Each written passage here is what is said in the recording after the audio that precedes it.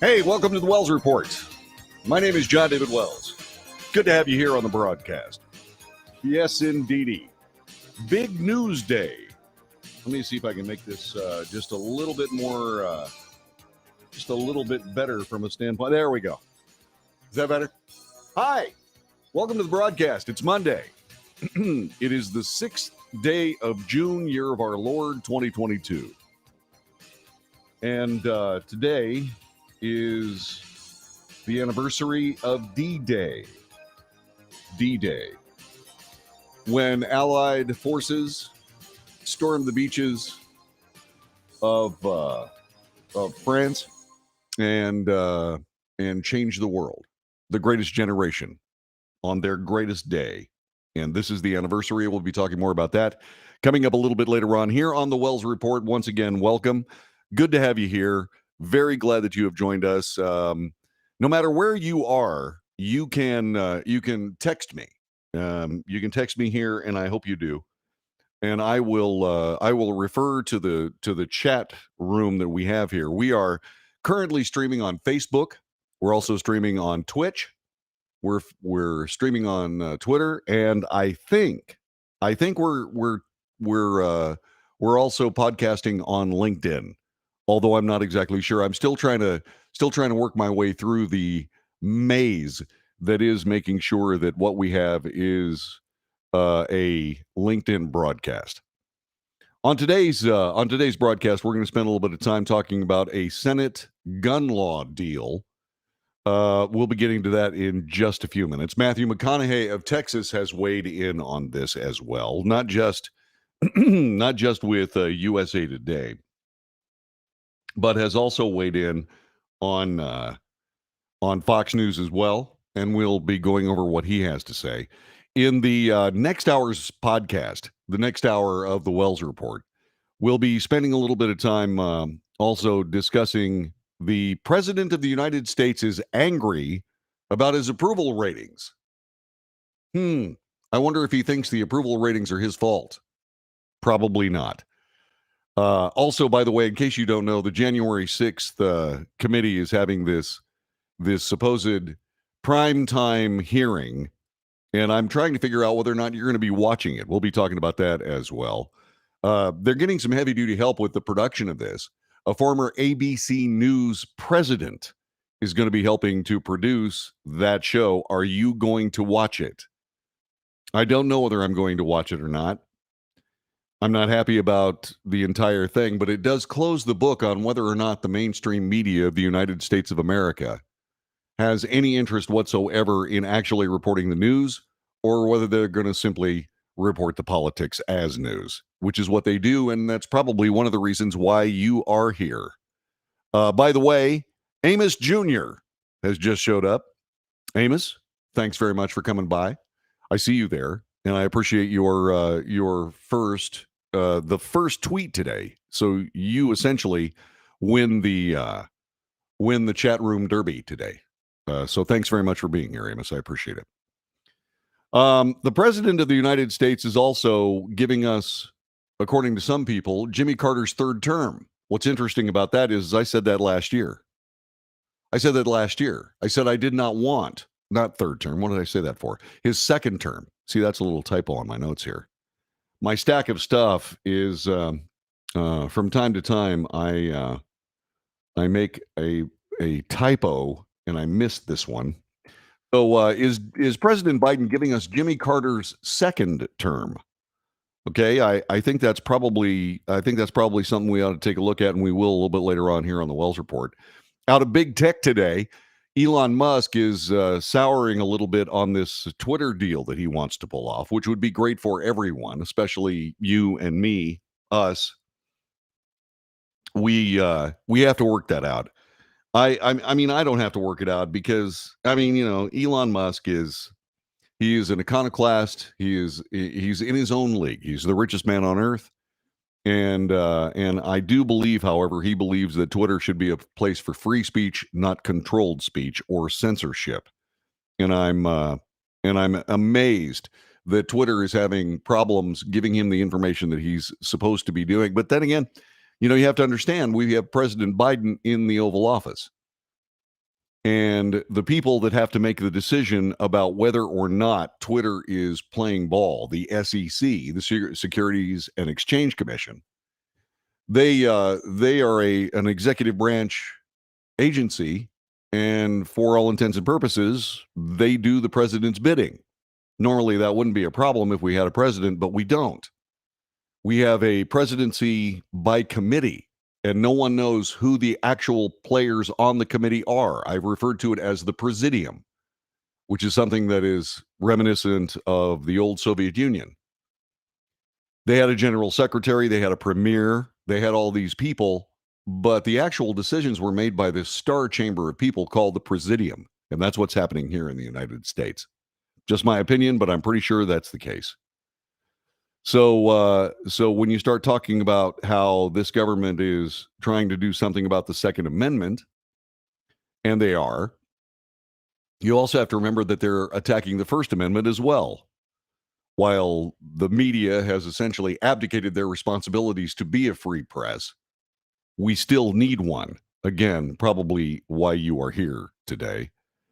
Is there some? Are we finally getting over the LGBTQ plus whatever it is that they have added this time?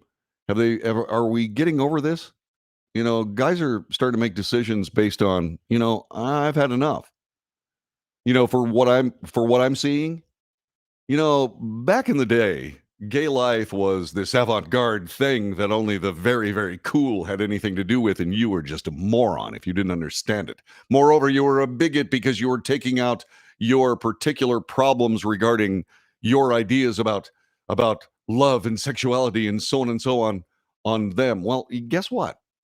This has been going on now for long enough so that people are getting kind of bored with it all, and people are making other decisions. In other words, I think they've overplayed their hand, and I think they're in a position here where they are becoming so mainstream that nobody cares anymore, which is good, I guess. I don't care who you snuggle up with at night. It's none of my business. So please, by all means, stop trying to make it my business. Can you just carry on in private behind closed doors? None of my business. Really don't want to have anything to do with it. Nobody talks about their sex life except you guys. Please stop. More about that coming up in just a couple of minutes. Let me get back to the chat here. Let's see. Marty Carroll has joined us. Good afternoon, Marty. Good to have you here. Jeff Emerson. The FDA approved reopening baby food plants. Makes no sense. They airdropped hundreds of tons of European baby food. What? European? When did the FDA regulate European manufacturing? Well, what they do is they're able to they regulate everything that comes into the country as an import. Okay, so that's where that's coming from. Jeff Emerson says, hello, JD. Well, hello, Mr. Jeff Emerson. Good to have you here. The Supreme Court has laid down some more decisions. We'll be going over that. They refused to hear an appeal from the McCloskey family. Remember those two people that took firearms out into their front yard and threatened a mob of people that were walking on private property without permission, trespassing, if you will, threatening to burn down their house, occupy their house, then burn it down and kill their dog? Yeah, well, they went out in their front yard with weapons and got in trouble for it. The Supreme Court of the United States has refused to hear their appeal of what happened in that case. I'll give you all the details coming up a little bit later on. By the way, in case you're wondering, remember back when President Biden said he was not going to raise taxes on the middle class? The Wall Street Journal is out with an article today. Income tax headed to new high record. Individual returns, individual income tax bills headed to a new record. Gas prices through the roof. The president of the United States waffling on whether or not he's going to go to Saudi Arabia and visit those guys and say, hey, can you turn the spigots on? Well, he might have a little setback there because Saudi Arabia, according to Bloomberg, has just raised all their oil prices. Yeah. And remember, gas prices are now exactly double what they were when President Biden took office. Gary Sinise back in the news regarding D-Day and his work to support veterans of the United States. God bless him, and I'll give you more of those details coming up in just a couple of minutes. Let me explain something a little bit about what we're up to here. What we're doing is, let's see, what have I got here? Yes, I guess this is wonderful. Excuse me for just a moment. I have to sign in on this article that I should have signed in on before, but for whatever reason, did not do that. So there is this idea that a group of senators is going to come up with a new package of gun laws. Some of the things that are on the table are some of the things the president discussed. I want you to understand something, that there are a bunch of them that are not going to be in this bill. But I think that anything in this bill elevates the people trying to write it into a stratosphere, or into an altitude that they are not equipped to handle. The greatest political minds in the history of the human endeavor came up with the Bill of Rights and the Constitution of the United States.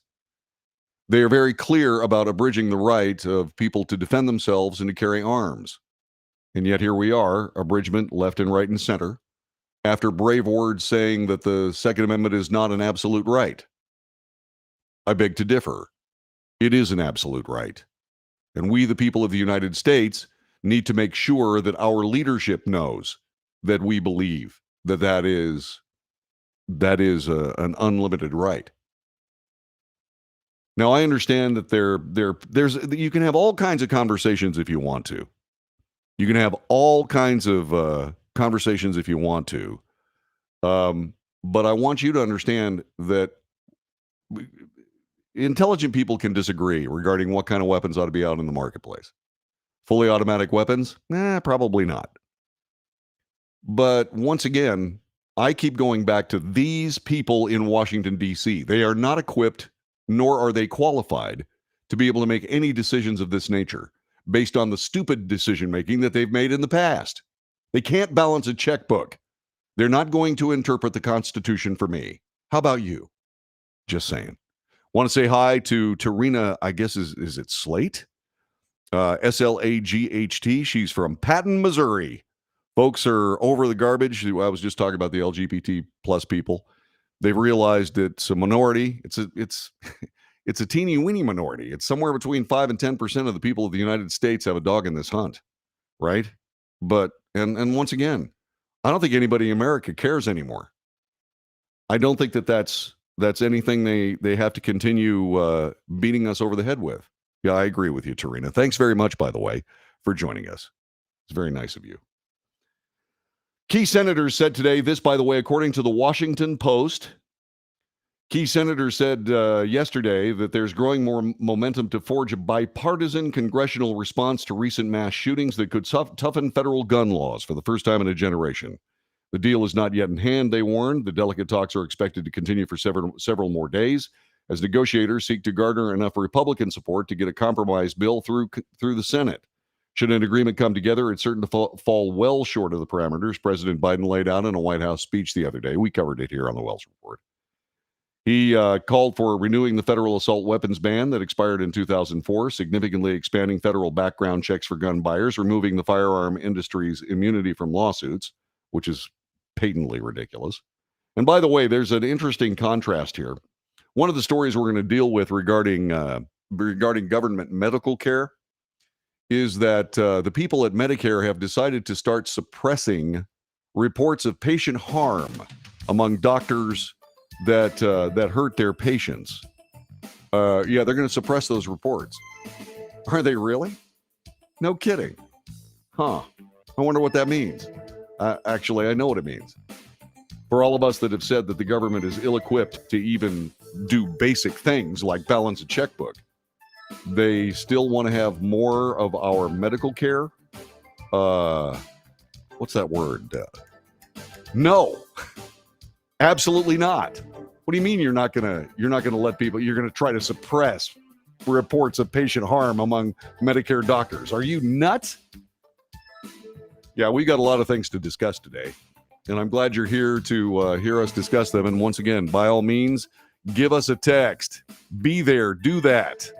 Let's see who else is going on. Ann Hoyt Guzman has joined us. Buddy McBride. We've got more of the Wells Report coming up in just a moment. Howdy. How are ye? People have been wondering why I keep doing this as a radio show. And I want to explain something to you.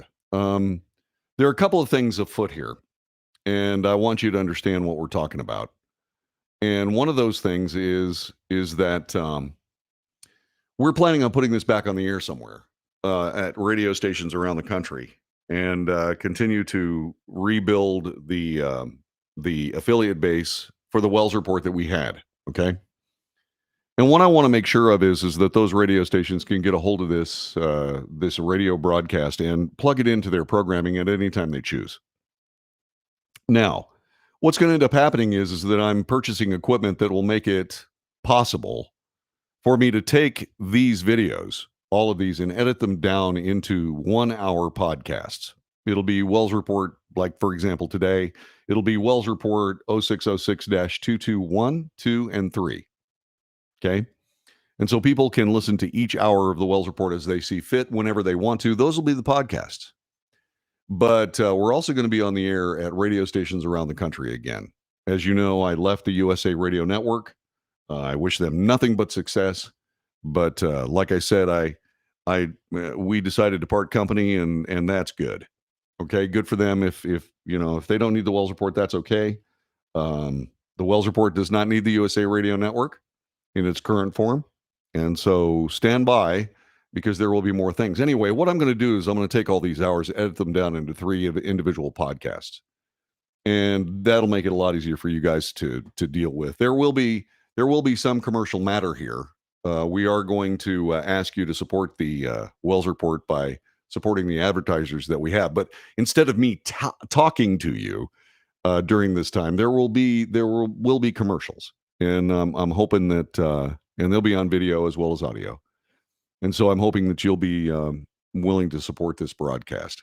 We're also going to introduce in the coming weeks a prescription service, a subscription service, whereby you can actually become a supporter of the Wells Report with your money as well as your ears.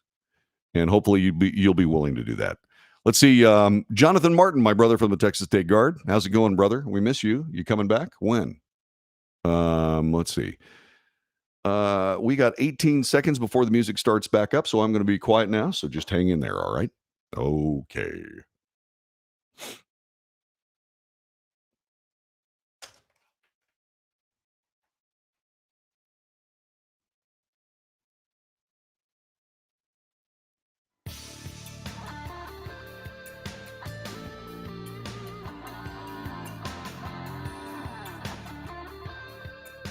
This is the Wells Report. Hi, welcome to the broadcast. Good to have you here. We are talking about the news. We give you analysis. In other words, we look at the news and give you the facts.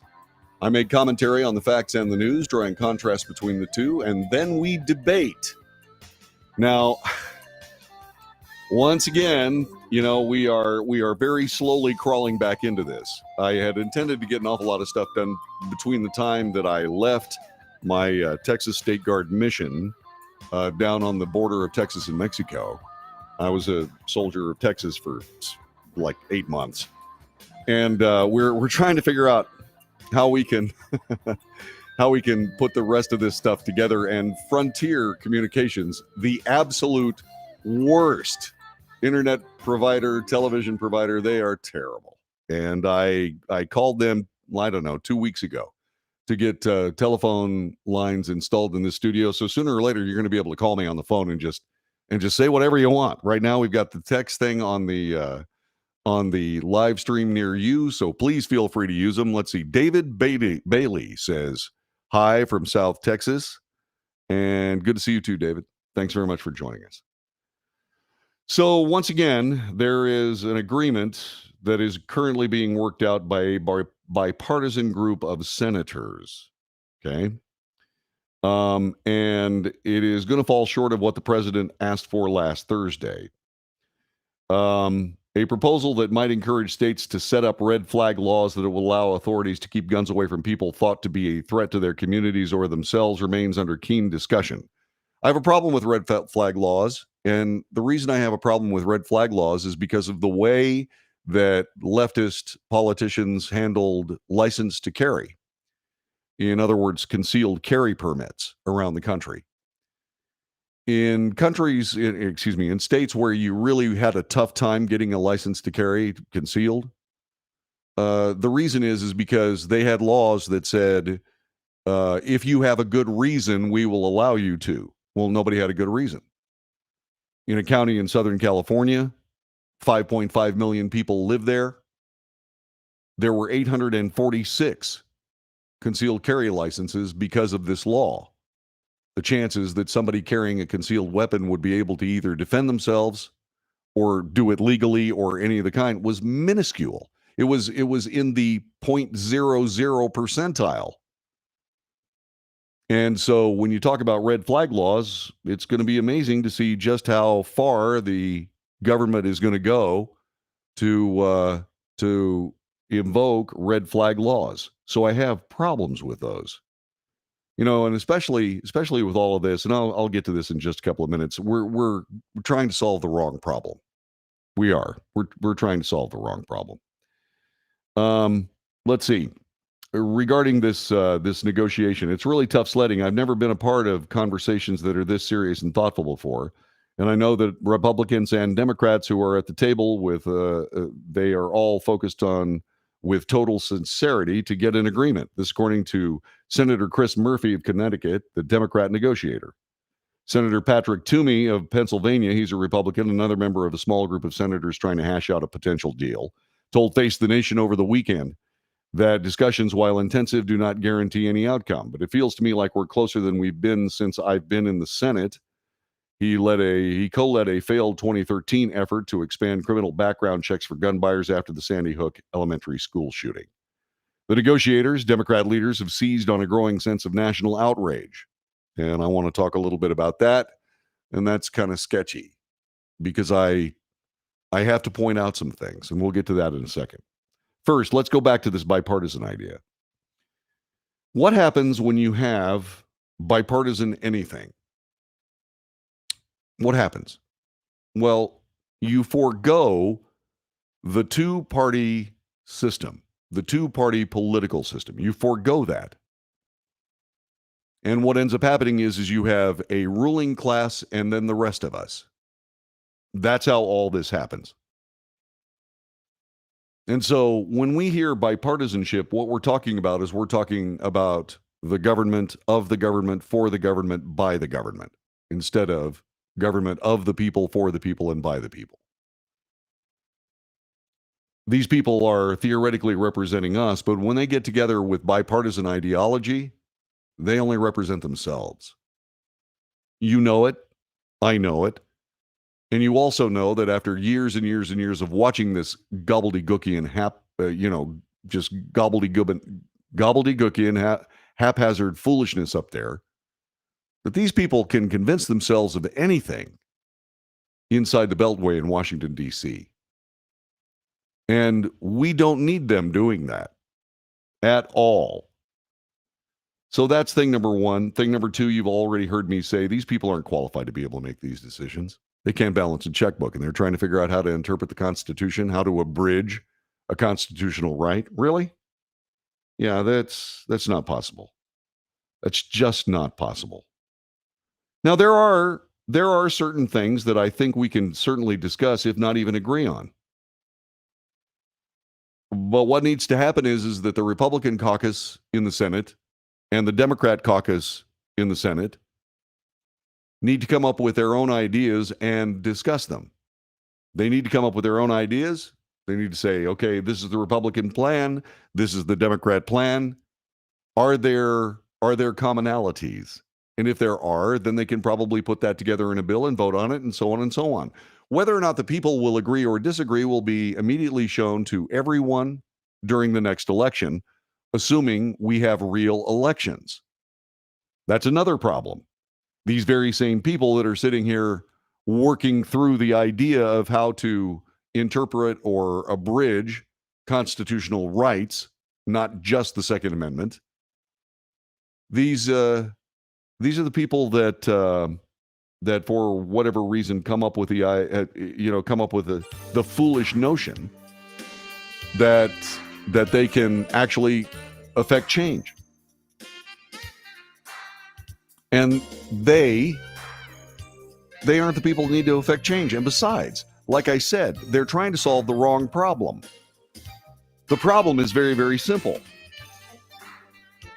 When we find ourselves in a position where we have a constant, if not regular, set of situations playing out over and over and over again, one, there doesn't have to be a law for everything. Two, you have to actually determine what the problem is. And you know what? In this current climate, when we start talking about guns in the United States and their use, everything goes back to Washington, D.C. I'll explain what I'm talking about in just a couple of moments. You're listening to the Wells Report. Thanks very much for being a part of our show. I'll be back with more in just a moment. Stan Unsol. Hello, my friend. No one in Missouri is going to abide by their laws. This is an open carry state. We will not give up our rights. Neither will I. Yeah, neither will I. I changed the lighting in here. Is it too bright? I wonder.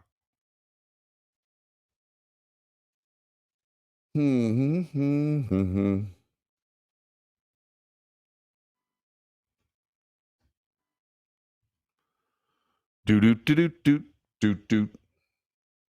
Okay. Let's see that. We don't need that one anymore. We need this one.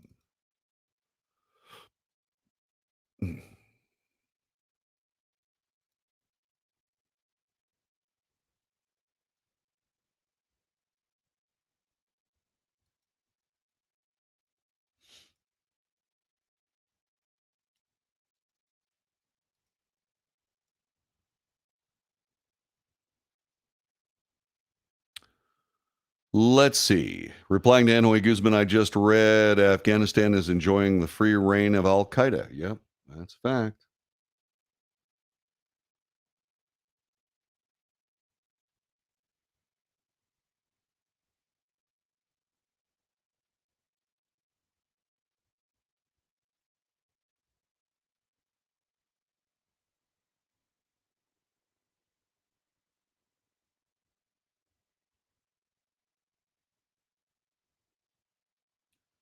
Okie dokie. Look, coffee from this morning.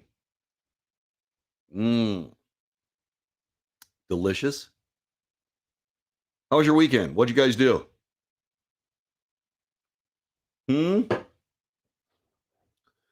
What did you guys do? New laws are going to make a bunch of new felons. Well, maybe, maybe not. We'll see.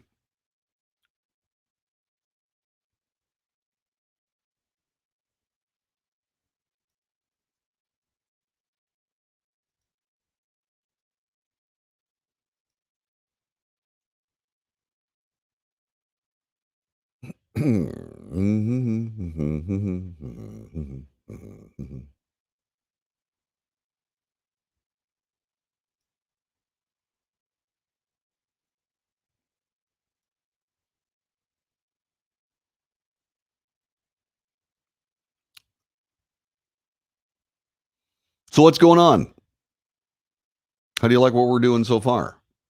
Like I said, we've got a ways to go here yet, but just give me some time. I like the new Restream thing. By the way, this is because James Parker put all this stuff together. It's very cool. Very, very cool. I'm going to have to get a hold of Frontier again. But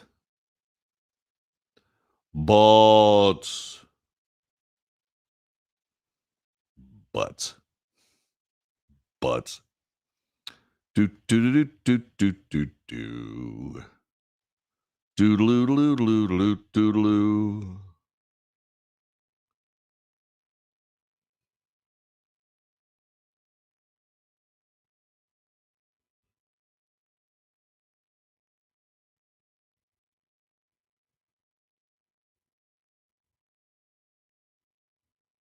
How much time we got here? Oh, time to go.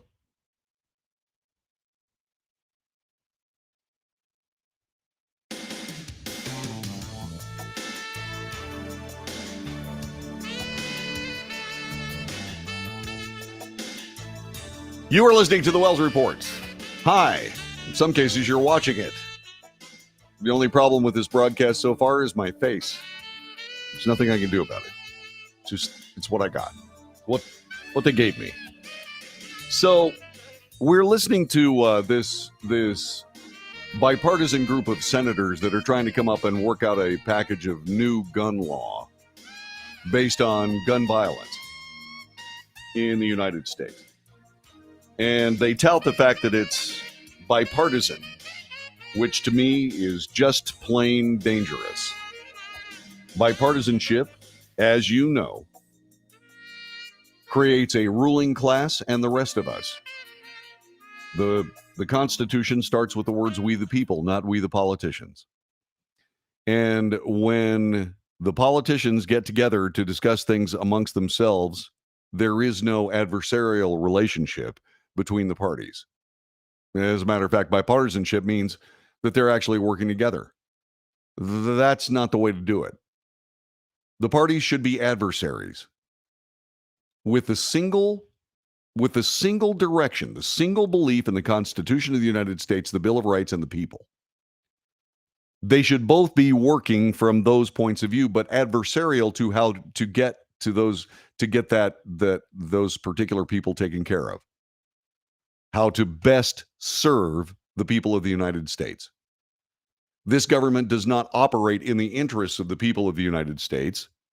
This government operates in many cases in spite of the people of the United States, and I think that I've been spited enough. How about you? So these guys are trying to work out some sort of deal. And I'm not sure I go along with bipartisanship. I'm not sure I go along with any of the deals they're coming up with because I think they're incompetent. But what is not up for debate and is something that needs to be amplified here is this. These guys are not talking about the real problem. Remember I said just a minute ago that these problems that they're trying to, quote, solve, unquote, are problems that are created in Washington, D.C.? Well, this is a great case of it. Nation's schools that house our children are public schools. First of all, it's a government deal. Everybody knows it. This is nationalized education. And it's being run by minorities instead of majorities. And they have been working their craziness on our kids for about a generation, about 30 years. And it's showing. I don't know if you've noticed that or not, but just have a conversation with some kid in their 20s. Okay? About anything. Right? They don't know their history. They don't know the Constitution. They just don't know. And so that being said, that tells you everything you need to know about the public school systems. These public school systems take billions upon billions upon billions of dollars every single year from one end of this country to the other. And they're not teaching our kids what we want them to teach our kids. They're teaching our kids what they think our kids should know. And that's wrong in many, many cases. But with all that money being spent, and it's hard to describe how much money is being spent every year on public education in the United States. It's really hard to describe. But our schools are not safe for those kids. They're not safe.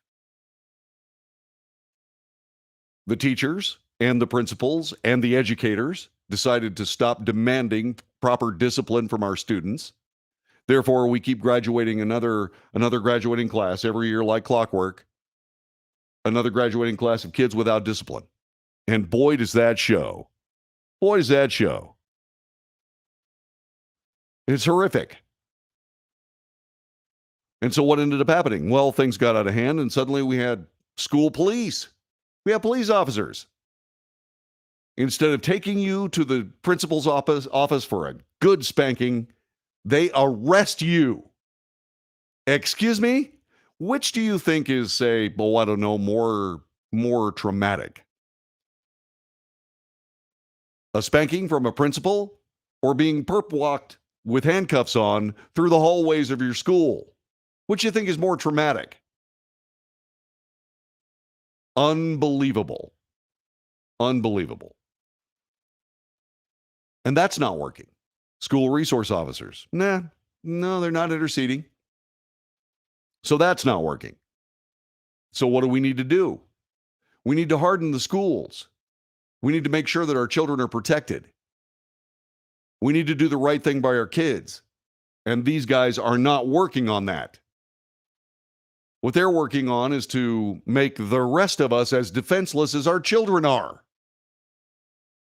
Why in God's name would we agree to any of that? Nobody's talking about putting out a couple of, 20, 30, 40, $100 billion worth of school improvements. Nobody's talking about that yet. I read an article today where they're thinking, well, you know what we could do is we could have drones with tasers on them. Right. Drones with tasers. What a brilliant idea. Not. How about you work yourself some magic of creating, I don't know, a safe school? No unauthorized personnel should ever be able to get into a school with a weapon. Period. Nobody. Nobody should be able to do it. By the way, I have a license to carry in the state of Texas. I can walk right into the state capitol. I've got we've got our own entrance. We show our LTC. We show our little document. I've got it right here. Here. I got my little LTC right here. No, I don't. I left it at home. I left it on my dresser. I am at home, by the way. It's my very cool, soon to be even more cool studio. Anyway, I show my license to carry. They let me right in. Now, should I be able to get into my kid's school with my weapon and my LTC? I would say probably. But then I'm me. I am. And you can trust me. And I think you can trust the vast majority, if not the entire majority, of licensed to carry people. None of us commit crimes. Very few of us even make bad shootings. I can remember one guy who made a bad shooting. One. And I've been carrying for 25 years. 25 years. So the problem is we have to start talking about hardening up the schools. So it's impossible for someone with a weapon to show up in our schools unless they're authorized. And we got to make sure that there are people there, like, for example, the teachers. The teachers who have licenses to carry elsewhere should be able to carry in their schools. Should they have proper training? You bet they should. Should it be ongoing? You bet it should be. They have a continuing education for other things in their subjects and so on. Fine. They can do that with their license to carry in a school. That's what needs to happen. But they're not talking about that. And that's the problem. The government of the United States wrestling with this. There are some states that have already done this, from USA Today in Connecticut. The Connecticut General Assembly established a gun violence and child safety task force. At least they're on the right track. Child safety is a part of what they're talking about. They're responsible for holding public hearings and delivering proposals for gun control and school safety. By the way, that was the state where Sandy Hook occurred. Evil visited the community today. Too early to speak of recovery, but each patient, each sibling, each member of the family has to understand that we're all in this together. That was according to Daniel Malloy, who was the Connecticut governor. In the months following the shooting, lawmakers drafted a 139-page bill, added more than 100 firearms to the state's list of banned assault weapons, banned the sale or purchase of ammunition magazines with capacities of more than 10 rounds, required background checks for all gun sales. The Sandy Hook shooting renewed the national debate around gun control.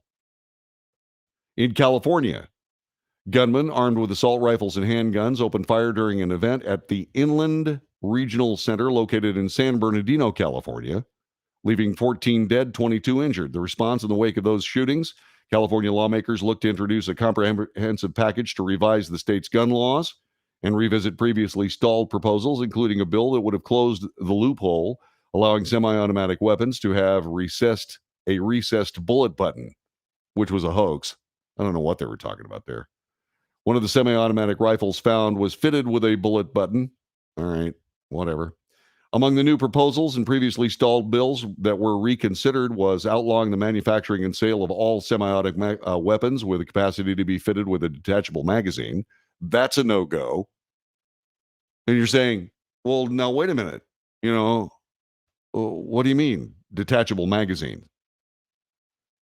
Yeah, there was this thing called World War II. One of the reasons the United States and the Allies won World War II was something called an M1 Garand. That was a semi-automatic battle rifle. It had an internal magazine. Okay?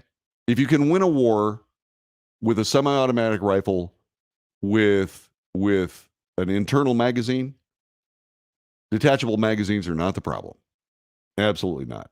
Anyway, California continued requiring background checks for those buying ammunition. Really? Banning firearms with holding the capacity more than 10 rounds, requiring homemade weapons to be registered with the state, gun registration.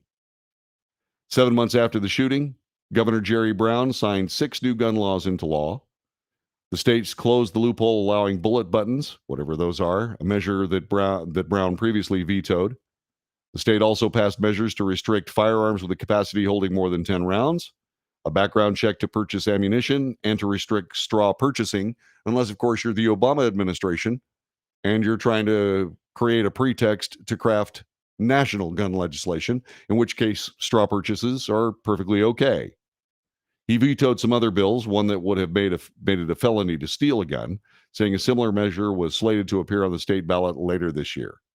In Florida, 17 people were killed at the Marjorie Stoneman Douglas High School in 2018 after a gunman opened fire on the school with an AR-15 styled rifle, whatever that was. A gun reform movement was launched in the aftermath. The movement, which also launched March for Our Lives, was led by a group of Marjorie Stoneman Douglas students, including David Hogg, Emma Gonzalez, Jacqueline Corinne, Cameron Caskey, and Alex Wind. Good for them taking part. That I don't have any problem with that.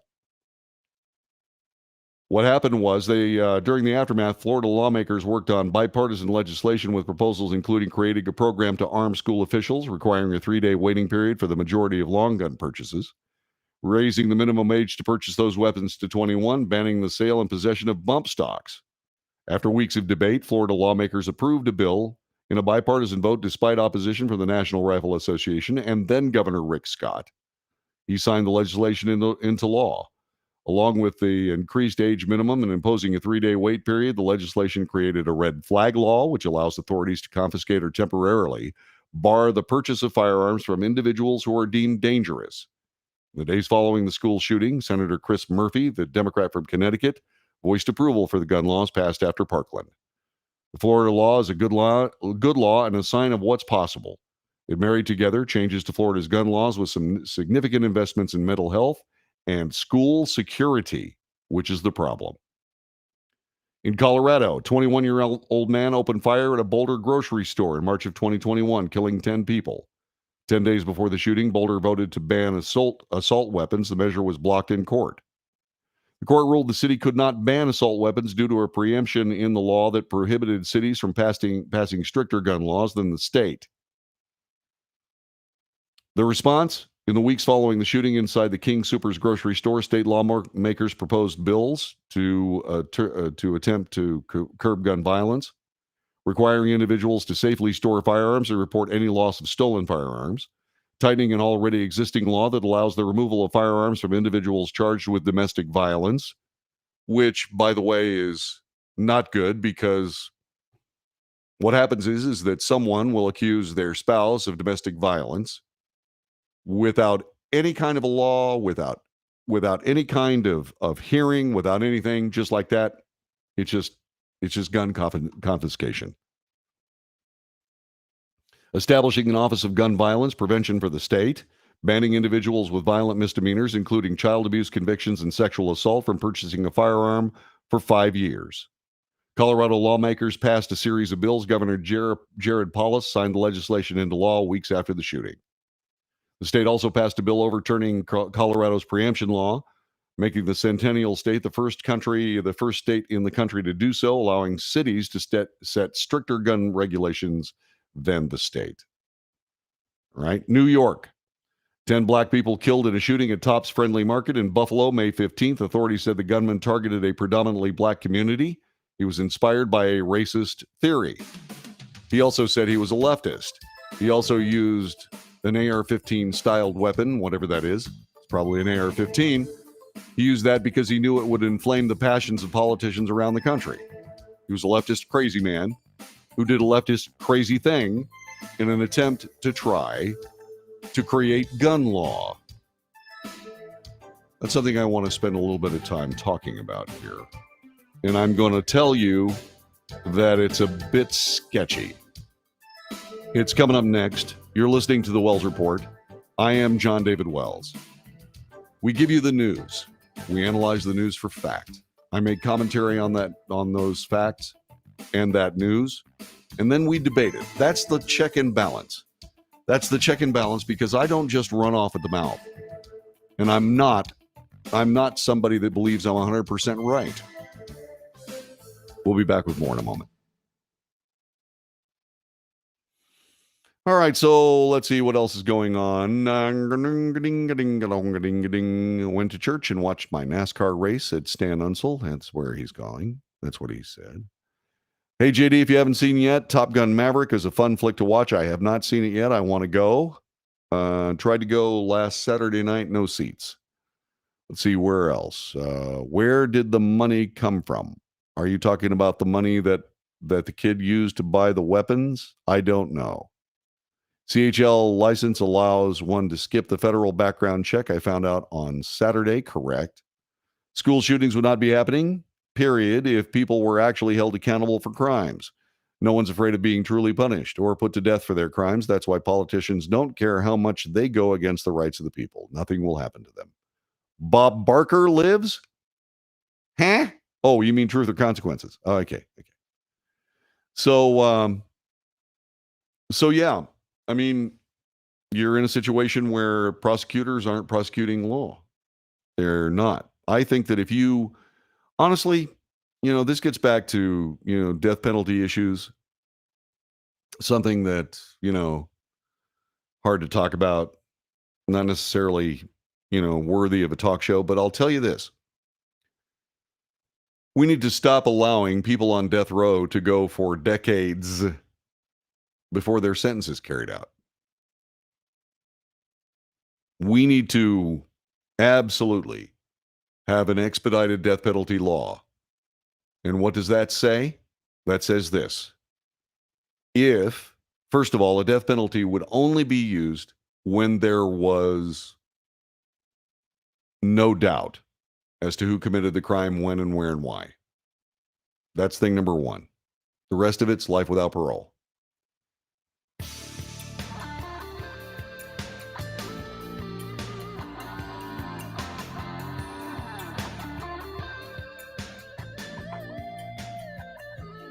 You're listening to the Wells Report.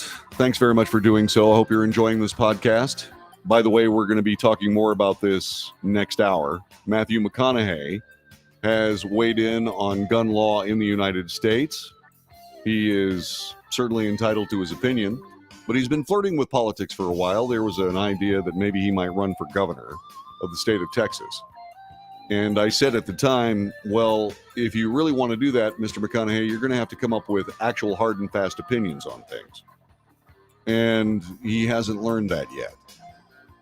He said he was a militant centrist or whatever. In other words, he's absolutely militant about his inability to make a decision one way or another. So you can't. See, that's the thing. You can't fight a tug of war. You can't have a tug of war by by you can't win one from the middle. You have to be on one end or the other. And he hasn't learned that yet. But we'll talk a little bit more about that. There's something I want to discuss. Earlier in this conversation, I referenced how the Obama administration flouted existing law regarding straw purchases of weapons in the United States and having them smuggled across the border into Mexico. There were laws on the books that the Justice Department and the FBI said rescinded, said, no, you can go ahead and let those guys make those straw purchases because theoretically they were, quote, tracking the weapons across the border. They lost track of them. I know. Hard to believe.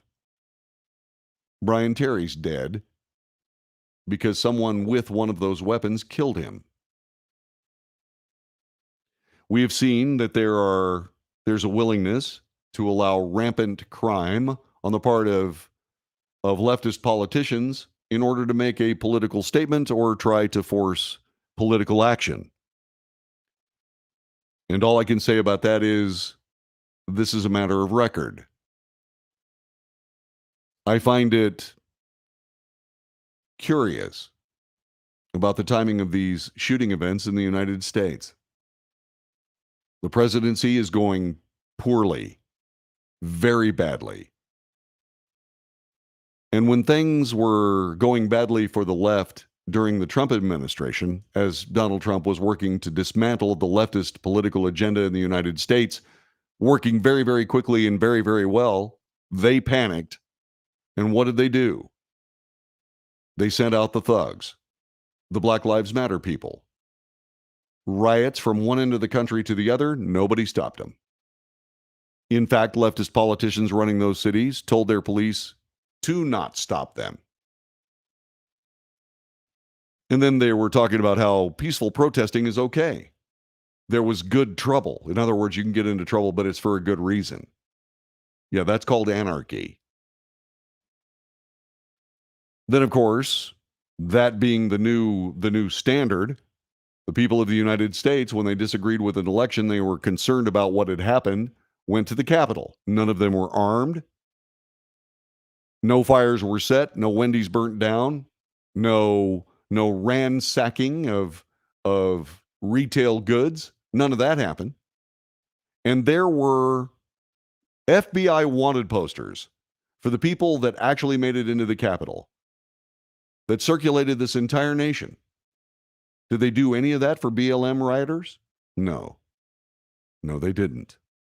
There are people that are still in jail for the January 6th incursion. How about the people that burned down things and killed people in the streets during Black Lives Matter? Any of those people go to jail? The answer is no. Did many of them make money that they could have never made anywhere else and bought mansions in California? Yeah, they did. So in other words, what I'm trying to tell you is it possible, actually I'm going to ask you, is it possible for us, in the privacy of our thoughts, to say that these shootings are absolutely not being orchestrated by operatives on the American political left? Is it possible for us to say that they are absolutely not being foisted on America for political reasons? In my view, the answer is no. We can't say that with certainty.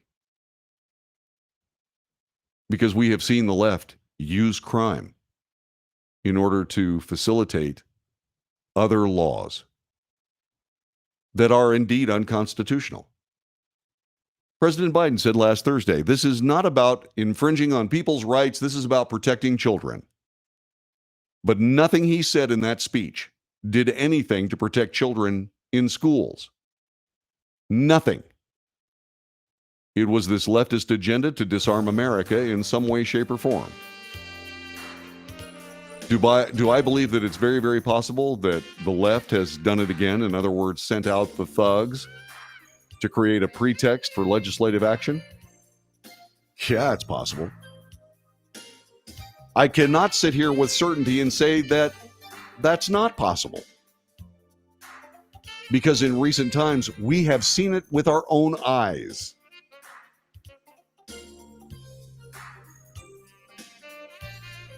Or have I gotten something wrong? What are your thoughts? Text me.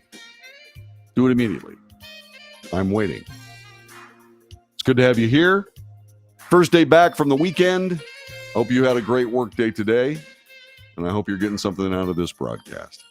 We'll be back with more of it here in just a few more minutes. You're listening to the Wells Reports. Stay right there.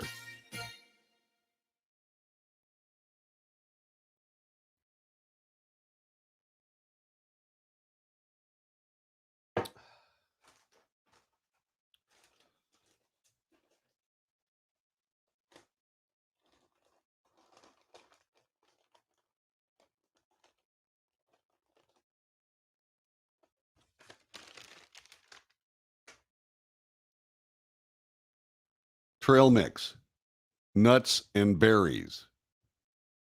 Good God in heaven. Mmm, yummy, yummy.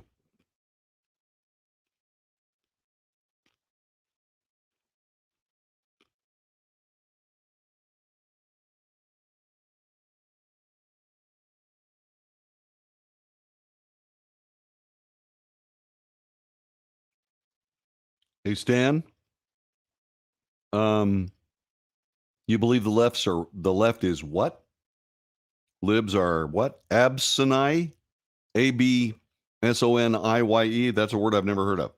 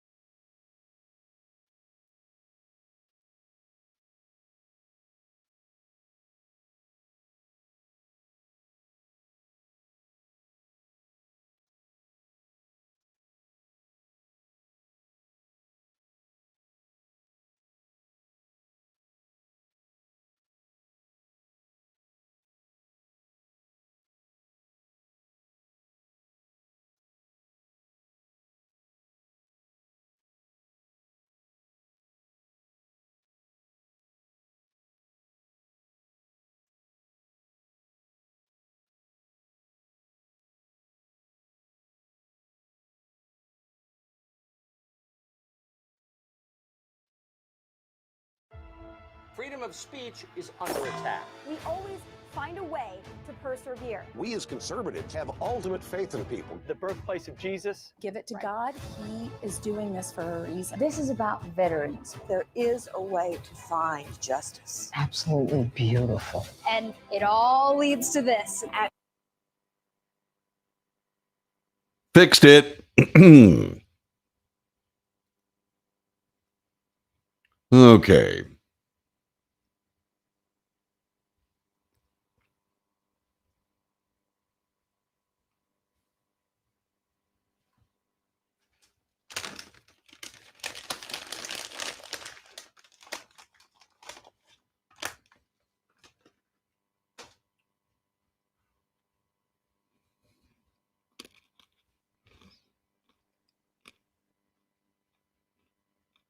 Asinine. I believe, am sorry, I posted by mistake.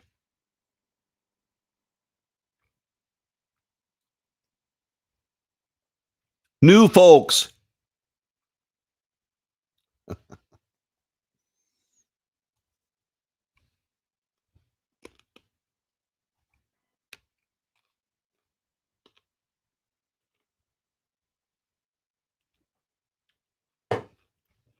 See, you're going to miss this. When we start editing all this stuff out, people are going to miss me munching on trail mix. It's 15 hours.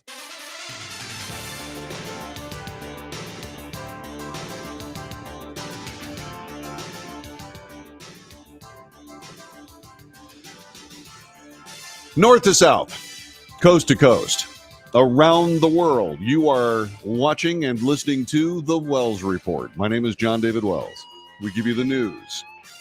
We analyze the news for fact. We give you the facts. We draw the contrast between news and facts because, unfortunately, there's far too much of that.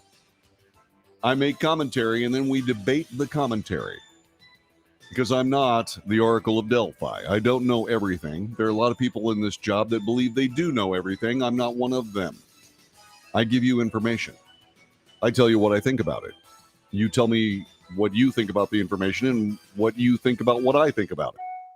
It's called a talk show in the classic sense. I don't come to you from some position of authority or superiority or anything. I'm your neighbor. I'm somebody that simply wants you to have a better idea of what's going on around you. I've been in the media nearly 50 years. Yeah. I've had to confront the fact that after starting my radio career at age 15, I'm in a position where I've now almost been in radio for 50 years, a half century. Oh my. And in that time I've learned how to differentiate between reality and news based on my understanding that a lot of people who report the news are not reporting the news, they're reporting what they think. And you're saying, well, John David, you do that too. Well, not exactly. No, I don't. The difference is I'm not trying to masquerade my thoughts as news. I give you news, and then I tell you what I think about it. You tell me what you think about it. It's the way we do things. Matthew McConaughey is weighing in on this. If you don't know, Matthew McConaughey thought about running for governor for a while, but needs to come up with a way to actually make an opinion and then develop policy based on his opinions. He hasn't figured that out yet. He's new. Give him time. Here's what he wrote in USA Today today. I'm a father, the son of a kindergarten teacher, and an American.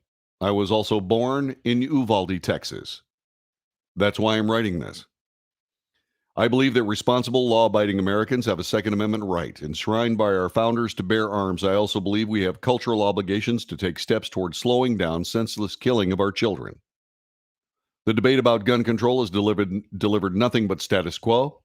It's time we talk about gun responsibility. There is a difference between control and responsibility. The first is a mandate that can infringe on our rights. The second is a duty that will preserve them. There is no constitutional barrier to gun responsibility. Keeping firearms out of the hands of dangerous people is not only the responsible thing to do, it's also the best way to protect the Second Amendment. We can do both. Depraved acts of violence with guns as the weapon of choice are ripping apart families, tearing at people's faith, and shredding the fabric of our society. We have an epidemic of indiscriminate mass shootings, of parents burying their children, of inaction, buck passing. Saving the unnecessary loss of lives is not a partisan issue. Remind me about that. I have something to say here. The need for mental health care, school safety, the prevalence of sensationalized media coverage, and the decaying state of American values are all long-term societal factors that must be addressed. But right now, we don't have the luxury of time. We need to focus on corrections and countermeasures that can also and immediately reduce gun violence tragedies that have become too common in our country. We need to make the lost lives matter. Our leaders must make bipartisan compromises on a few reasonable measures to restore responsible gun ownership in our country. I believe, quote, all gun purchases should require a background check. 88% of Americans support this, including a lot of responsible gun-toting Texans. I've met them. Dylan Roof, who killed 9 people in a black church in South Carolina in 2015, got his pistol without a completed background check due to a legal technicality. The system failed. Gun control activists call it a loophole. I call it incompetence.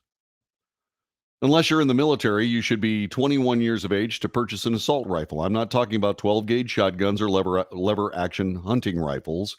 I'm talking about the weapons of choice for mass murderers, AR-15 style rifles. Remind me, I've got to get back to that too. The killer in my hometown of Uvalde purchased 2 of these semi-automatic rifles just after his 18th birthday, days before he killed 19 students and 2 teachers. Well, forgot his grandmother. He obeyed the law.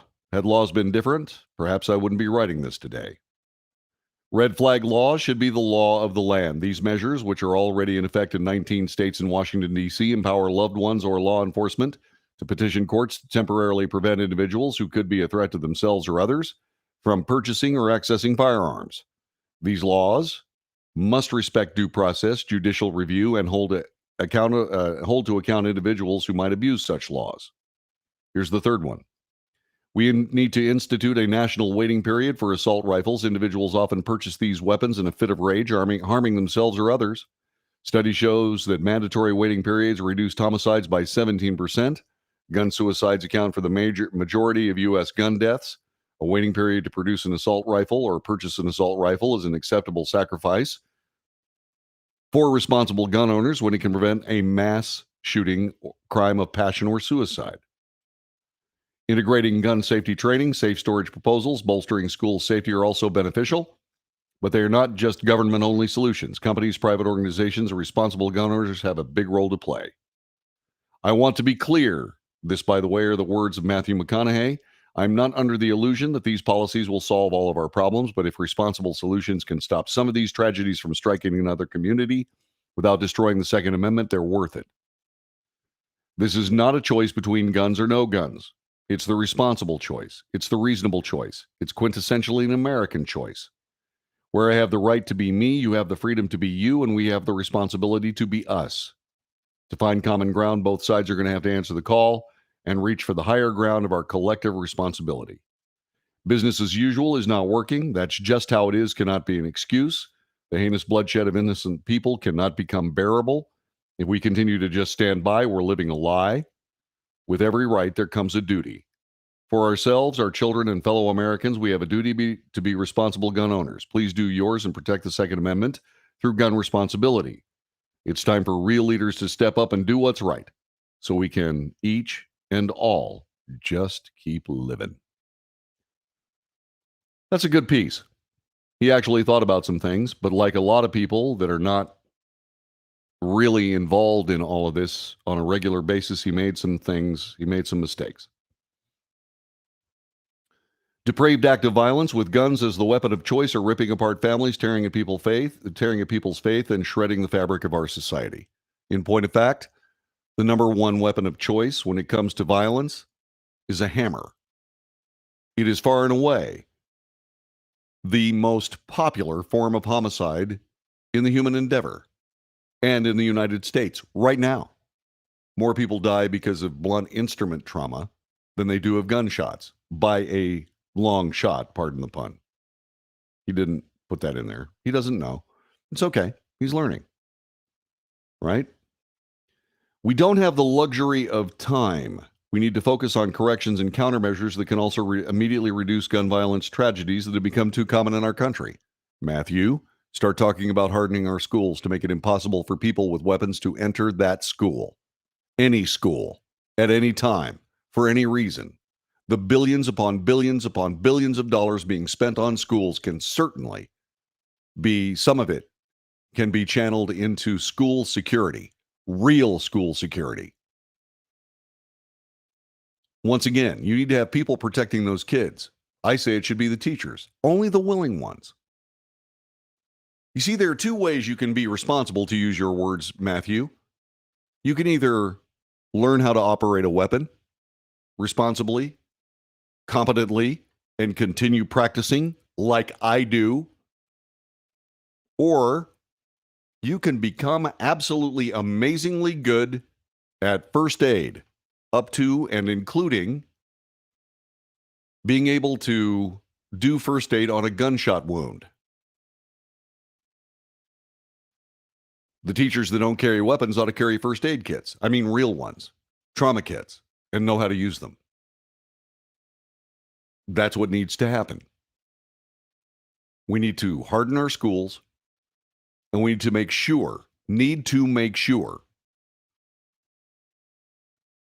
that the schools have people inside them that will absolutely stop an event instantly. A teacher is teaching his U.S. history class, what have you. A guy bursts through the door with an AR-15.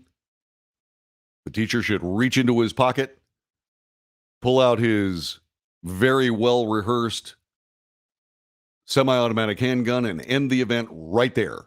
Boom.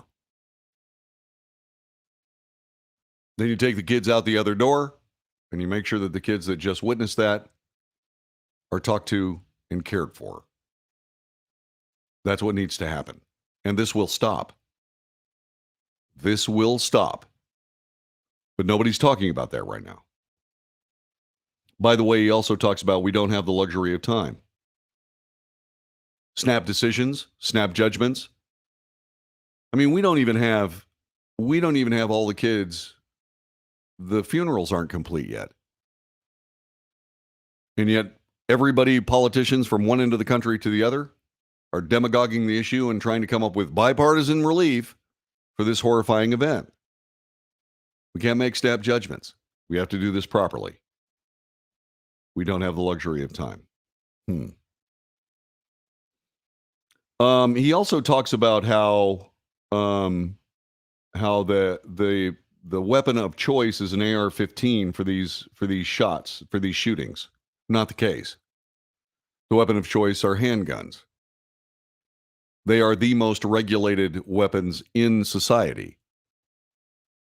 They are the most regulated weapons in society. And they far and away outstrip assault rifles being used as anything. They're easily concealable, and so on. Oh, by the way, some handguns carry far more than the maximum 10 rounds that they keep trying to foist on Americans. You see, the problem with that is that there will be nutcases. There will be people that don't care about law that will have extended capacity magazines. One of the things that changed the entire landscape of the United States was the North Hollywood Bank of America robbery. 2 guys, AK-47s, fully automatic. By the way, it's against the law to have fully automatic weapons. Somehow they didn't care. Dressed head to toe in body armor, knocked over a bank, got into a rolling gunfight with police officers. 2 police officers got into a cruiser. Both officers borrowed another set of officers' .357 Magnums. That's 12 shots.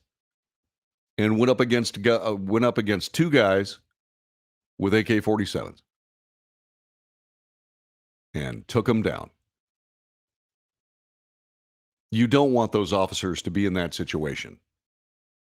Because once again, the people that would commit these crimes, they don't care about your law. They don't care about whatever restrictions you put on everybody else that might be able to take these guys out. As a matter of fact, the more restrictions you put on the rest of us, the better they like it. And that's something that politicians just don't get. And there's no excuse for it. So AR-15s are not the weapon of choice for people that practice gun violence. They are not. And he doesn't understand this. Okay? But at least he's out there saying something. You don't have to agree with me. But you do have to do something. Whether you agree with what I believe in or not, that he is doing something says a lot about him. Good for him. Good for him. That's why I wanted you to hear what he had to say. Got a lot of things to talk about here in the Wells Report coming up. There's going to be this, this Made for Politics movie coming up on Thursday, and ABC News Vice President is producing it. More about that next. This is the Wells Report. Let's see.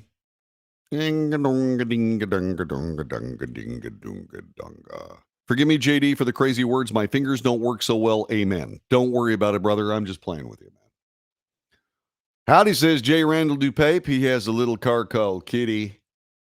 It has lots of horsepower. I went riding for it. I went riding in it. It was like riding in my Mustang. it was like riding in my Mustang. He's what is Kitty? Is it Kitty's a Charger, right? With that Hellcat engine. Anyway, bigger heavy car than a 67 Mustang. I had a 427 in mine. Yeah, but we were driving down the road. He floors it and it breaks loose. It's wonderful. If you don't know what I'm talking about, you just haven't had a hot rod. That's all there is. Let's see. There was a waiting period. Time was made before I knew I wanted to purchase it.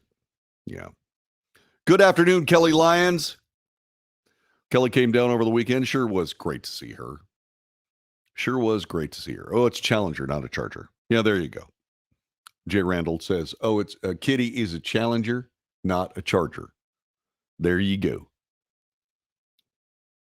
AR-15 singing. All right. So what's next? Oh, yeah, we got to do that. Okay, let's get rid of these. Let's get rid of these things right now. And let's go ahead and punch on this. Let you go over here. And then punch on this. Oh, good. It did it that time. With a click. It starts with a click. And it ends with a click. See how that works?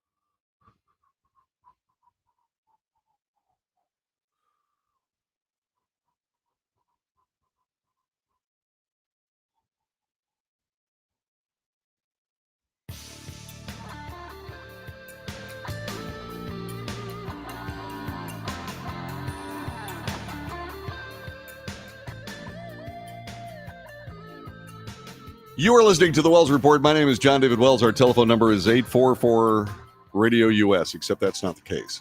I'm sorry. That was kind of an automatic pilot foldback to a job that I no longer have. By the way, there are a couple of things you need to do. If you are watching this on our live stream, make sure you like it. That's thing number one. Hit the bell if you're on YouTube. Hit the bell. And that way, every time we go on the air, you will be notified. Okay? And pass this along to your friends. Hit like, ring the bell, and whatever you do, make sure you share the Wells Report. We would be exceptionally happy if you do so. Yeah, okay. Yeah, it was a moment of autopilotness. Now I'll have a new phone number, and you'll be able to get through to me, and you'll see me reach right over here and grab the phone. Okay? Or something like that. I may just hit the button and whatever. Anyway, that being said, we'll figure it all out. But I have to have the cooperation of Frontier Communications, the world's worst communications company, and I'm trying to figure out how to get that done. Okay? There you go. So, the January 6th House Select Committee. This is a group of people that whose sole purpose is to demagogue politics for the sake of their agenda. It is horrible. It's just horrible. It's horrible, and it's terrible, and it's rotten, and it's pervasive, and it happens all the time. And that's because the people in Washington, D.C. would rather look like they're doing something than to actually do something. And that to me is just awful. I'm so down on these people, and it's for the reasons that I just said, because they're awful. And they shouldn't be doing it. It's the wrong thing to do. But nobody cares what I think. But I do get a chance to at least talk about it. The January 6th Select House Committee, who first of all created another group of American political prisoners. They sit in jail to this day. They are now going to justify what they've done, their anti-American activities, by virtue of this, what's being called, get this, a blockbuster hearing on Thursday. Now, what really bugs me about all of this is the fact that it has just come out that they've been quietly working with a major former ABC News executive to produce the upcoming hearings, including an upcoming primetime multimedia presentation that has been likened to a high-quality investigative documentary special. James Goldston, the former president of ABC News, has agreed to join the committee as a soon-to-be-announced advisor and is producing Thursday's special as a blockbuster event. The broadcast will be filled with never-before-seen surveillance footage of the January 6th Capitol riot, over 1,000 interviews and depositions with witnesses, and a variety of other explosive documents and tips. Explosive documents and tips. Fox has also told the actual witness list for the hearing will arrive in the coming days. The production will be the first in a series that is being described as a national event meant to engage the American people and journalists tuned out of the probe in the Capitol riot when a mob of Donald Trump supporters stormed the building during certification of Joe Biden's 2020 election victory. Oh, really? So all of these explosive documents came from where? They were generated by who? Any of those documents, you think those explosive documents might be self-serving to the people that are actually running this supposed hearing? You know what this is?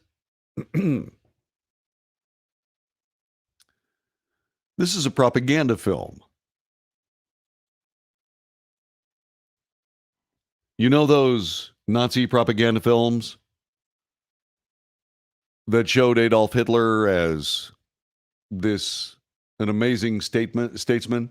Thousands of people in Berlin Stadium, all very carefully choreographed, all very carefully produced, all completely degenerately evil.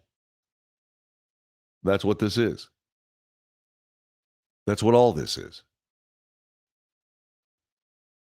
By virtue of the fact that there is no such thing as American journalism anymore. All this is another way for a news executive to tell people what he thinks.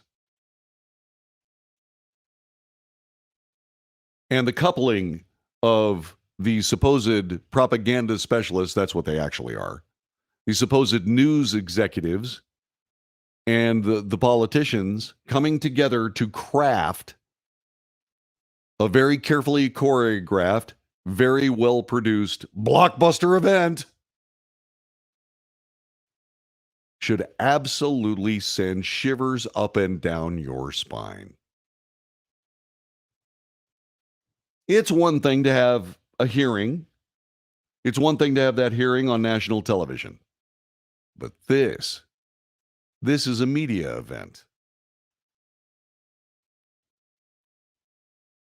It's all self-serving garbage. So we'll see all of this wonderful surveillance footage that we never saw before. Yeah? First of all, why didn't we see it before?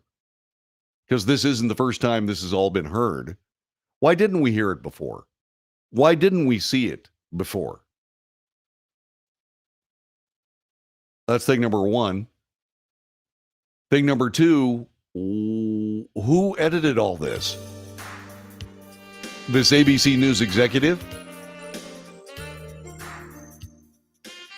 The partnership between major media people and politics is called propaganda. Are you going to watch this propaganda piece on Thursday? If I was in a different profession, I would say that I categorically would not have anything to do with it. Because when politics starts becoming theater, I get really, really nervous. And that is exactly what we're seeing here. It also tells you something about the quality of the politicians that are involved in all of this and the quality of this supposed former ABC News executive. He's an opportunist, and together they're propagandists. This is not that. This is the Wells Report.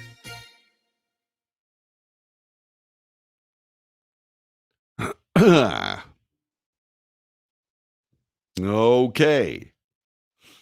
That's correct. Flem Coughley says if they actually had anything, they would have leaked it already. Completely correct.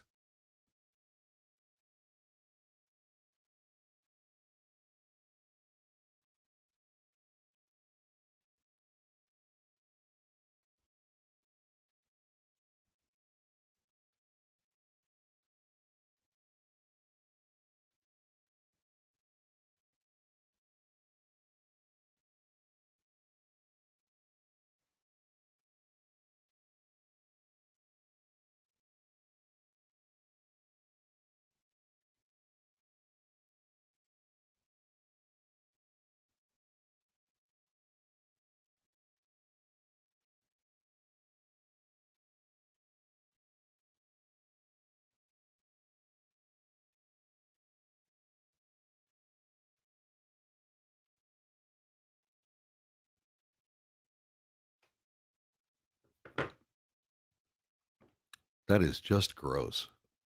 Oh, that's so scary. So flipping scary. Man.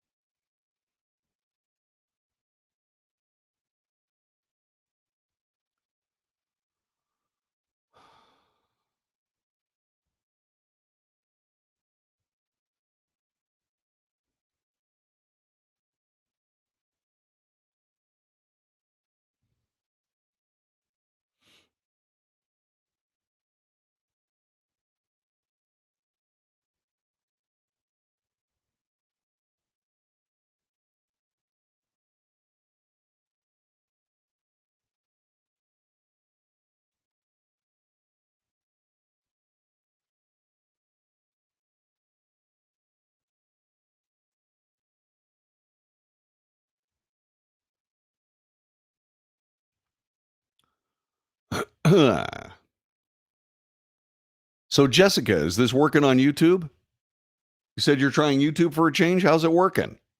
Is it working? Is it working?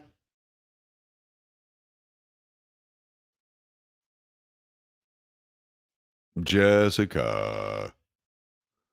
Is this stream working on YouTube? Hello? Hello? It is. It's on YouTube? Wahoo! That's very cool. Okay.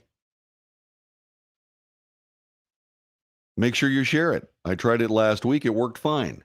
Very, very cool. Very, very cool. I've got to figure out how to get the podcasts, and I've already figured out how to do it. Comments are slow, but it's working. Okay. All right, cool. Yeah, I've got to get this phone thing. I got to get this phone thing figured out. It's like, it's a mess. I mean, it just is. It's Frontier. It's Frontier. Frontier. Frontier customer service. As if they had any. Arg. See, this particular thing right here is I've got this really cool radio right over there. Okay, it's going to fit right there. It's very, very cool. I have to clean it up, and I'm trying to figure out what I need to do. Is I need to get it fixed so that it actually functions. Oh, shh, quiet.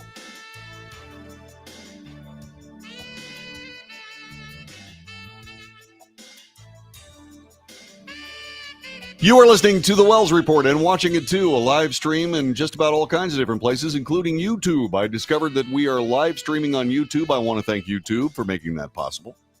Thank you very much. Thank you very, very much. Marcella has dropped by.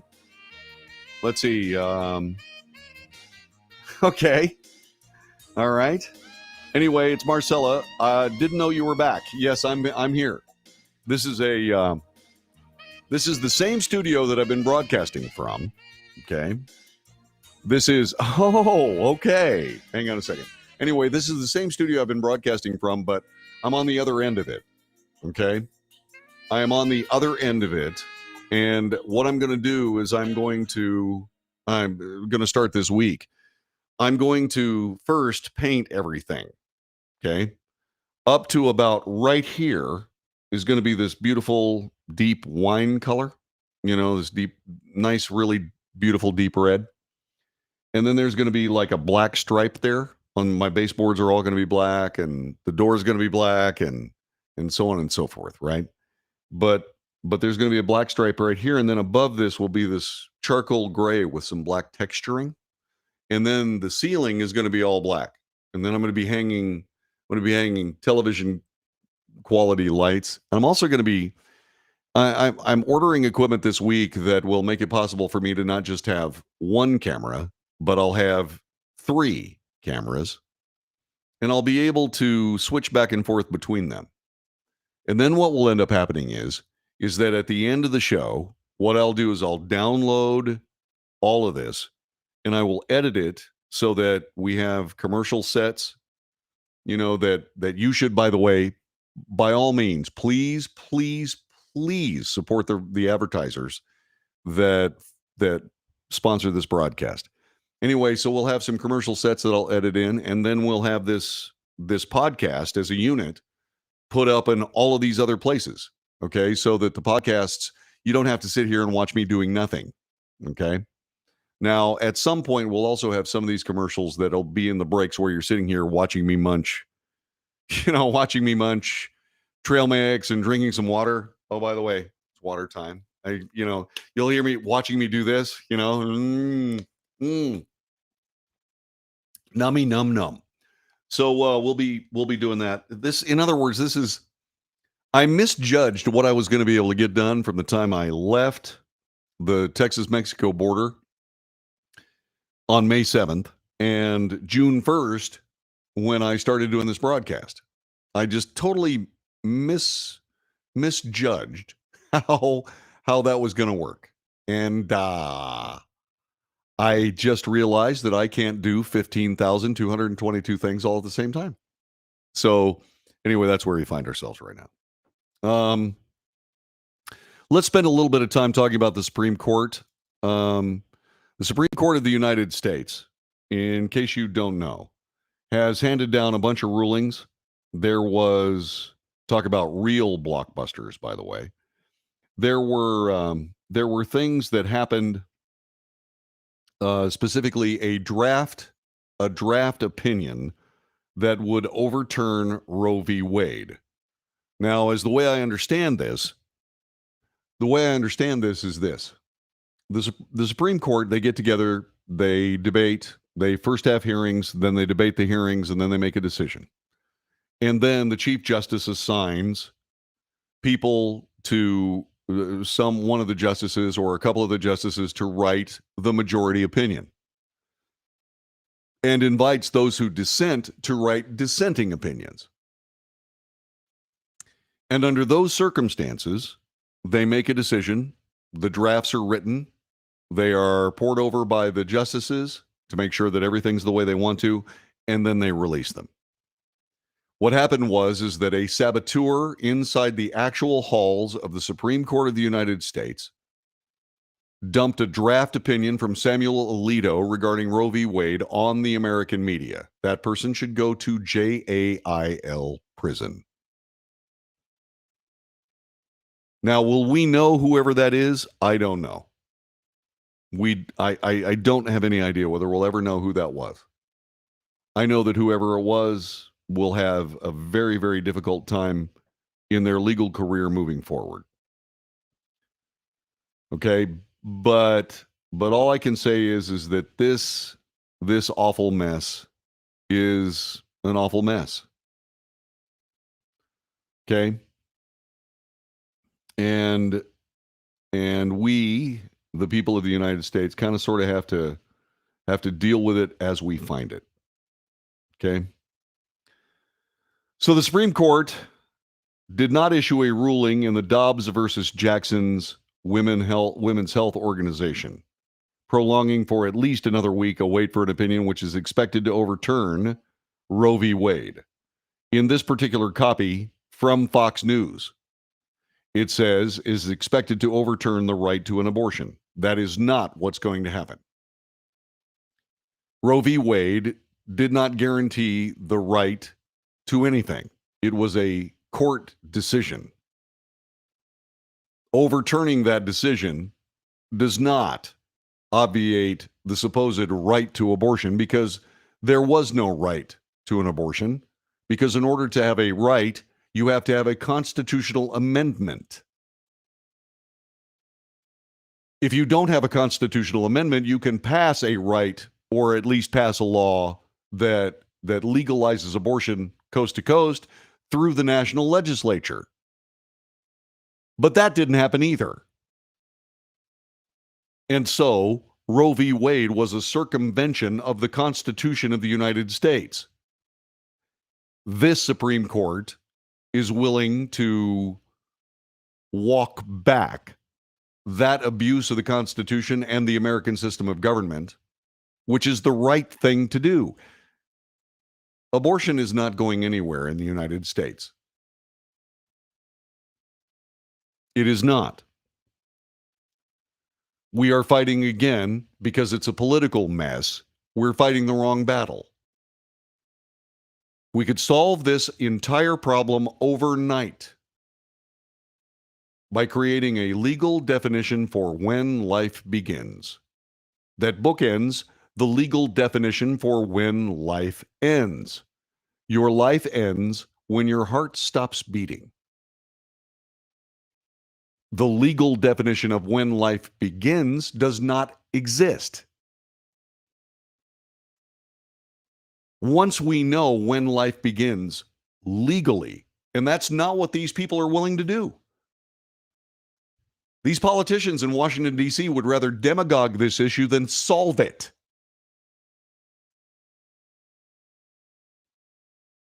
We need to solve it. The national migraine headache has gone on long enough. We need a law that determines when life begins. When we do that, that changes the entire complexity of all of this, as it should be changed. A woman not only should, but does have the right to control her own body.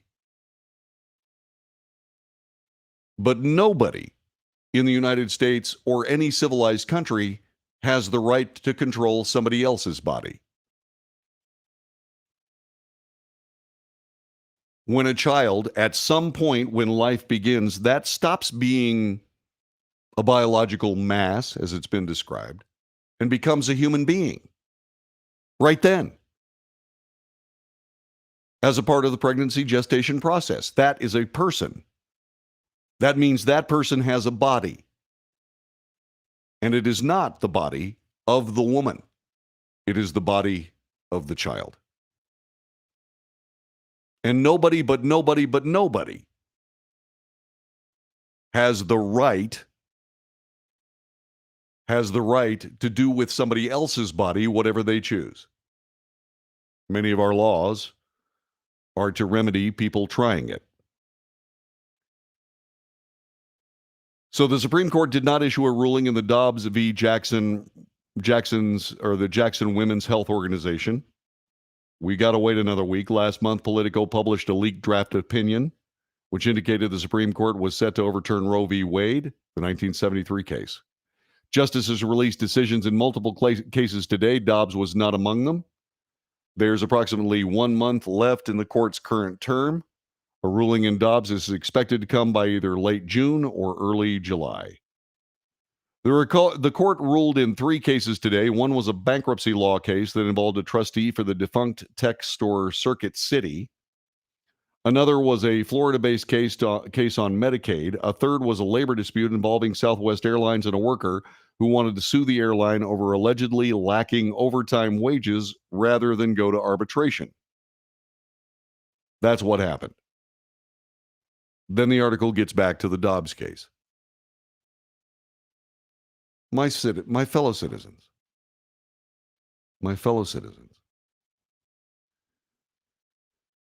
This has all been whipped into a frothy frenzy by people with political axes to grind and has been demagogued to the level of hysteria. We, the people of the United States, have made it abundantly clear, and it should be clear, that a woman gets to control her own body. It's true. But it's amazing how many people will say that a woman has a right to control her own body, and yet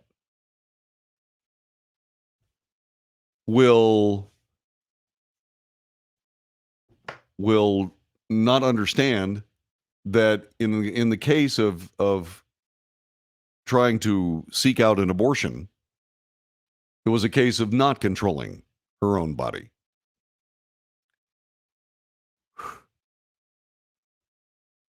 And I'm not talking about rape or incest or so on and so forth, which is a canard. What I'm talking about is the fact that apparently when you are a woman, it is not your responsibility to make sure that you do not become pregnant. And I don't understand why that's the case. I did not get graced with a daughter. I wanted one. I wanted a daughter to raise.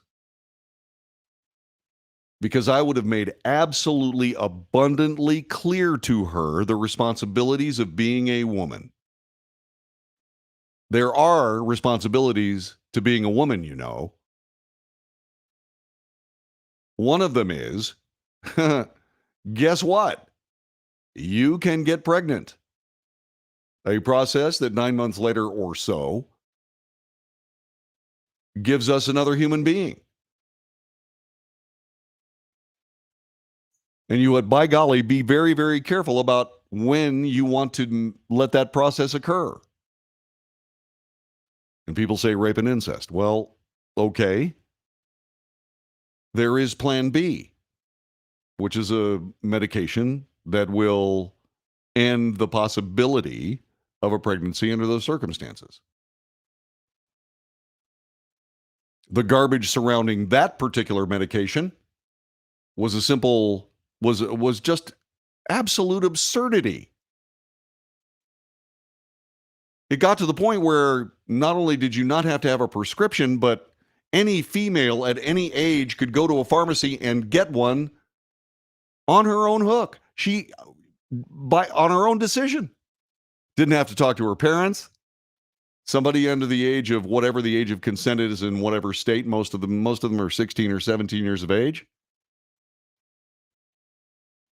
That's pedophilia. And if a young girl's trying to find a plan B when she's 14 years old, somebody needs to be arrested and sent to jail. And that process goes absolutely nowhere when a pharmacist fills a request, not a prescription, for Plan B. That was one of the most crazily absurd messes I ever saw. And I said as much on this broadcast. What? How did we get so absolutely twisted around the nutty axle on that? How did we ever do that? How did we ever get that far? The simple case of the fact is that if women want to control their own bodies, maybe they should do it. I know women can say no. I've seen them do it myself. over and over and over.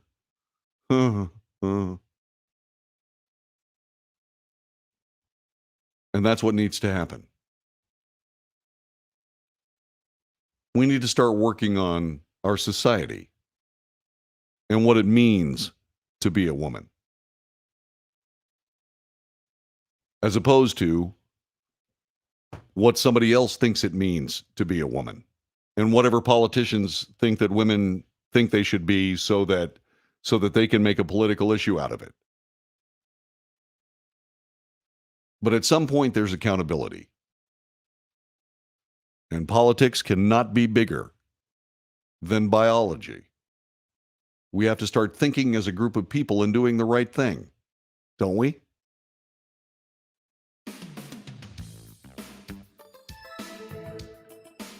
By the way, there is some more information regarding the Supreme Court of the United States and their refusal to hear a case, which we'll discuss coming up in just a couple of moments. My name is John David Wells. You are listening, or in some cases, viewing the Wells Report. It's going to get fancy. I'm telling you, this broadcast is going to get mighty fancy. Now, I have to do a honeydew. I have to plant a couple of bushes. I think they're wisteria. I'm not sure. I got to plant a couple. I was out there with a shovel digging through Bermuda grass, transplanting it, of course, because I can do that. Anyway, I was doing all that, and I have to do that, but I also want to install that radio for tomorrow's show. Yeah. Let's see. I was talking about sitting around. Yeah, talking to myself publicly. That's exactly right. By the way, let me get back to some of these. Jessica Kennedy said, "Did you see my comment? We'll paint for wine." Oh, that's wonderful. Yeah, I'm gonna do that. I gotta do this. Jessica is commenting twice as much because she's not only watching us on, I guess it's Facebook, she's also watching us on YouTube. Yay! Let's see. Marcy B says, "So happy to see you. Welcome back. Great to be home." You have to do 2 coats, maybe even 3. That's a fact. Yes, indeedy. I'm going to get paint that covers in 1 coat. And then I'm going to use at least 2. Because that's the way it is. That's just the way it is. Because it's going to look good. Then, of course, Jessica says, "I enjoy watching you do nothing while I'm sitting around doing nothing, watching me do nothing." That's good. 15,225 things. Gets hard to do, say, after 40. Correct. Let's see. SCOTUS blog. What is that, Flem? What have you? Oh, that's my YouTube channel link? Wow. Cool. I'm afraid to go there because I think it might overamp my computer. See what else is going on. Yeah, the Roe v. Wade decision wasn't constitutional. It was a circumvention of the American governmental system. It was awful. Thanks very much, Flem. I appreciate that. I'll, let's see. I should probably copy that link. Let me see if I can do that. No? Okay. All right. I don't think I can. Oh, sorry.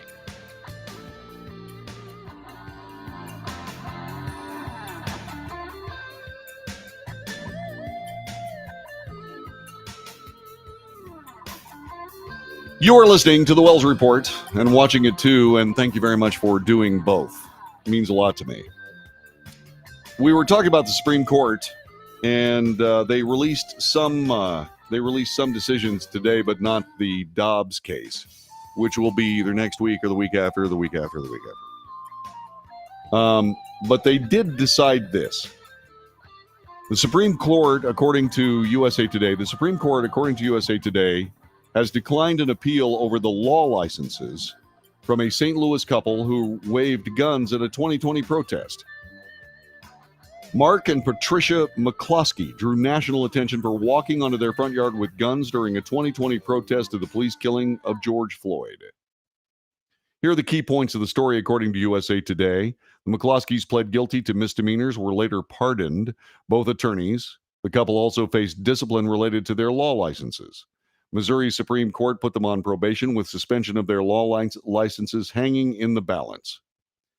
In the meantime, the Supreme Court of the United States today declined to hear an appeal from that couple, who could face indefinite suspension of their law licenses after they waved guns at a racial justice protest outside their home in 2020.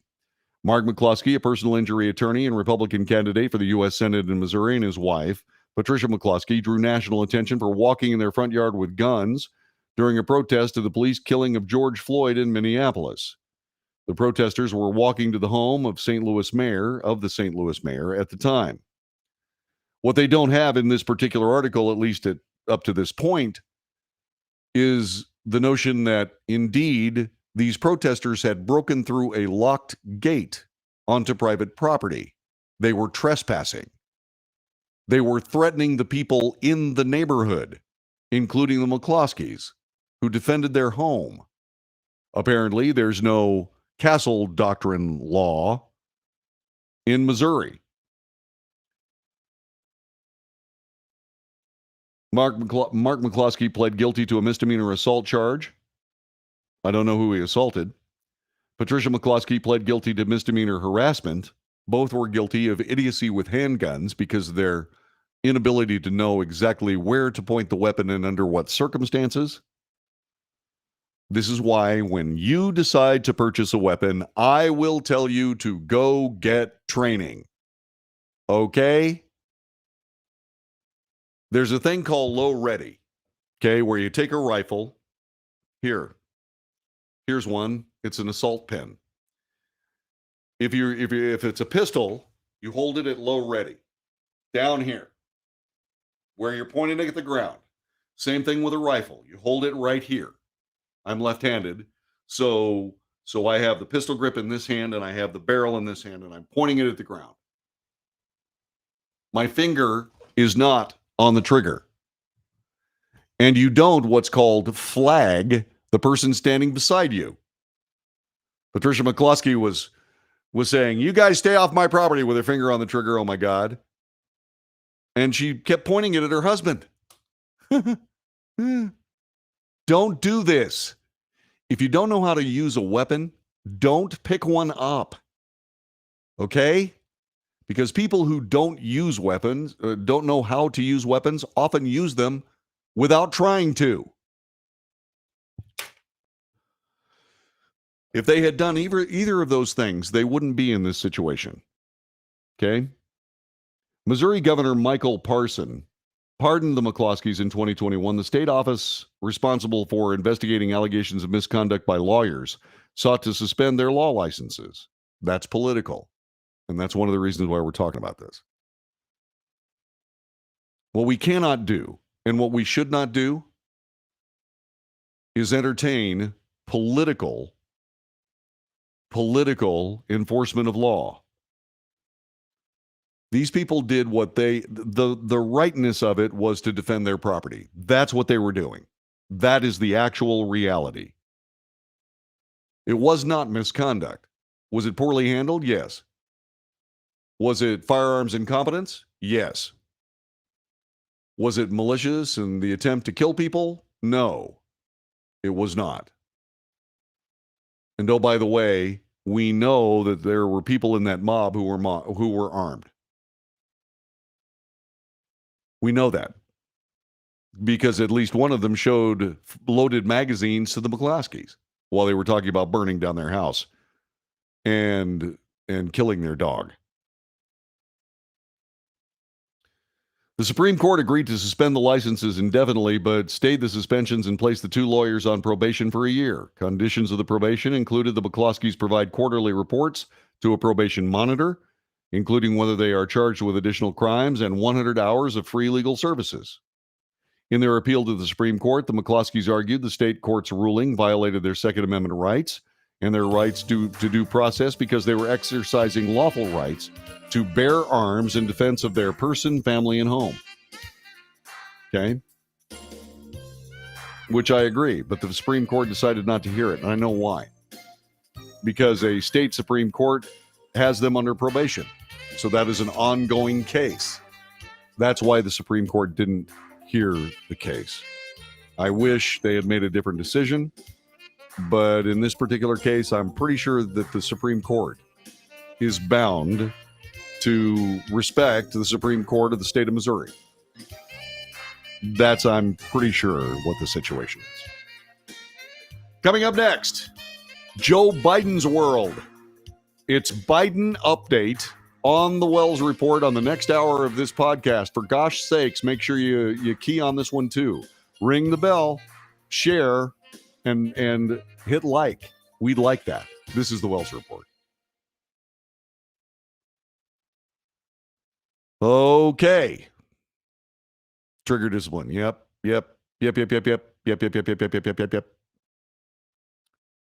Bonehead update. No, Biden update. Brandon update coming up. Look, they're yelling, let's go, Brandon. That's not what they're yelling. In case you're wondering.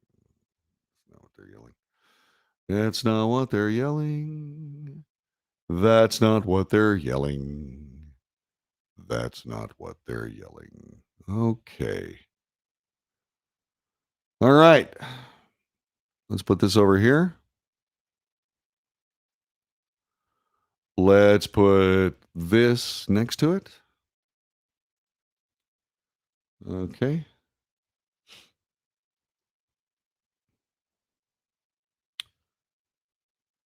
Humblumba-ding-ba-ding-ga-ding-ga-ding-ga-ding-ga-dee. Da-da-da-da-da-da. All right, let's put this one right here. POTUS. POTUS.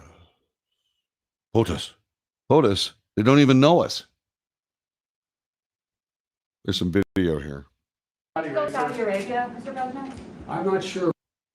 Okay, hold on a second. Okay. Let's see if that stays there. I don't think it will be, but we'll see. All right.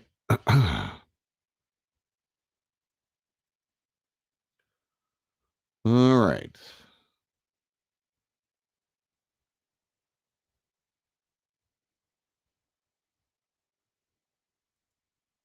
I'm doing something right today. My computer is not arguing with me today.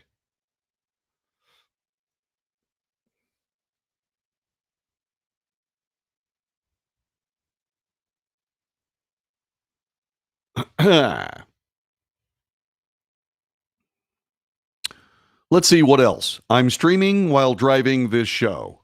Well, I'm streaming while driving. I love this show. This show loves you. Thank you. Yes, Flem, you said that. Bonehead update. What are you doing, man? No, Flem. We don't do plumbing jokes. Okay? No plumbing jokes.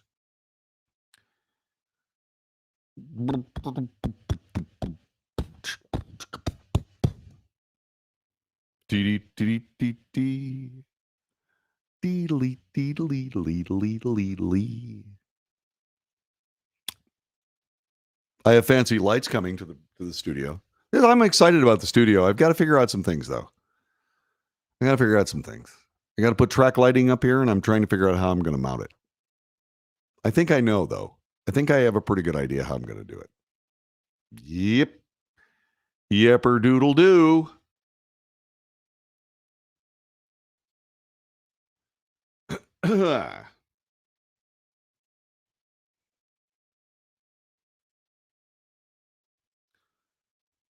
We used to do binky and poop jokes. We didn't do poop jokes. There was no poo-poo joke. It is not the poo-poo show. Okay? I never did poo-poo jokes. Christy did poo-poo jokes. I don't know what you guys are talking about. Yes, you can listen in the car. Thank you very much. Yes, it is possible. But don't watch while you're in the car. Okay?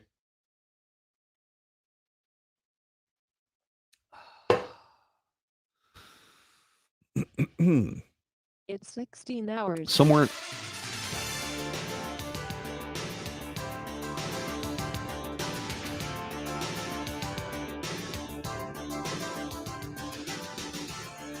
North to south, coast to coast, around the world. This is the Wells Report. My name is John David Wells. This is a show that gives you the news, the most important issues of the day. There is news. There is analysis for fact. We report the fact and the news and draw the contrast between the two. Then I make commentary. And then we debate the commentary and the news, usually by asking a question. For example, is President Joe Biden actually giving us the second Jimmy Carter administration? Many of the same mistakes have been made. Many of the same economic factors are occurring. The leftist manglement of the United States, while certainly not nearly as focused as in the Biden administration, did occur during the Carter administration.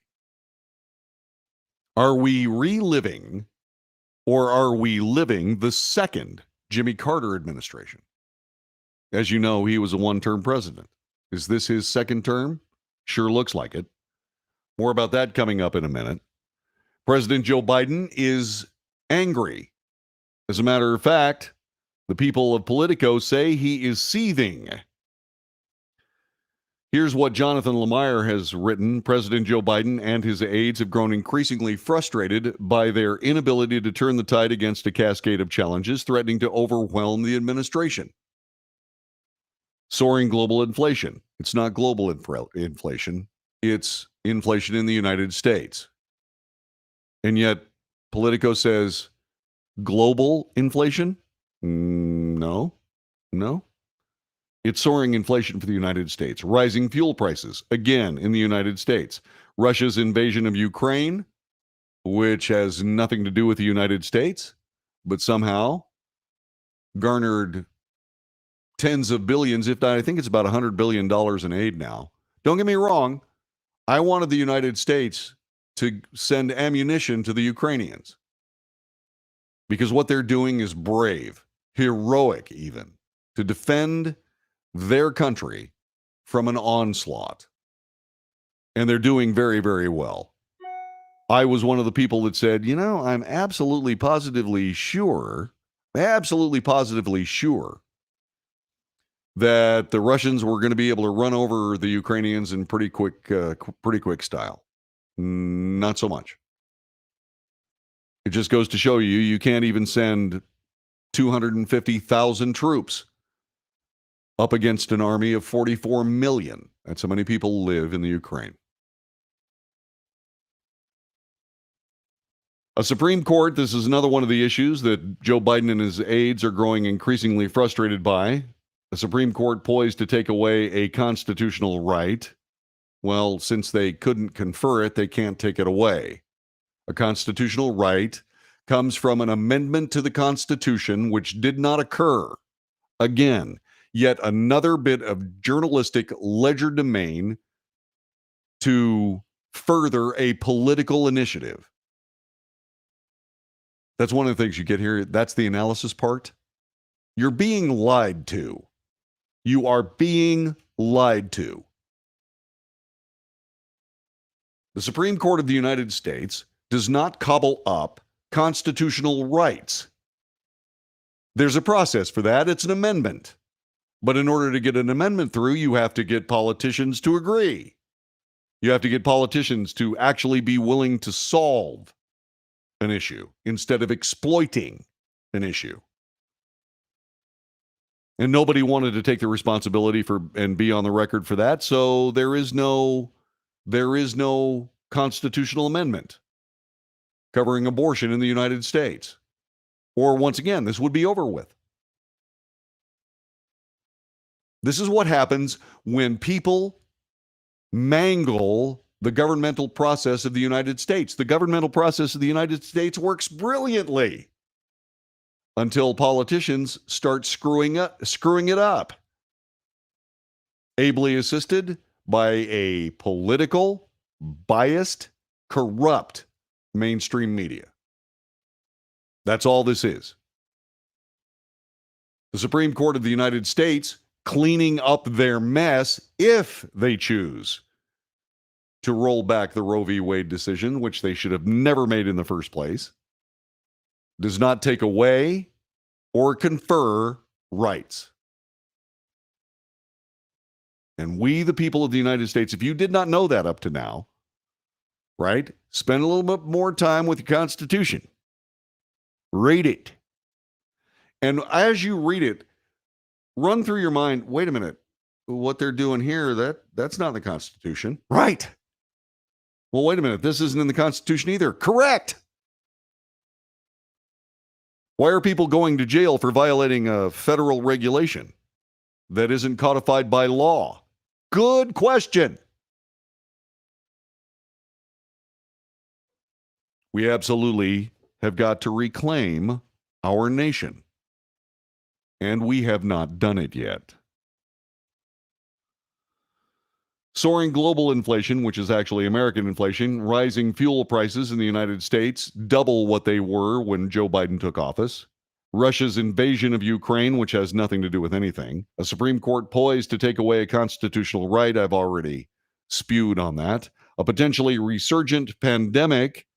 Again, mishandling of the American health by an exploitive political class and media. A Congress too deadlocked to tackle sweeping gun safety legislation, even amid an onslaught of mass shootings. And forgive me, I may sound conspiratorial, but I'm not exactly sure that these attacks are not being choreographed by someone from the left. I'm just not sure. I cannot rationalize an 18-year-old with no job and no prospects being able to drive around in a brand new F-250 and going on his 18th birthday or very shortly after that to buy 2 AR-15s. That's about, give or take, $2,500 to be able to do that. Where did he get the money? Where did he get the money?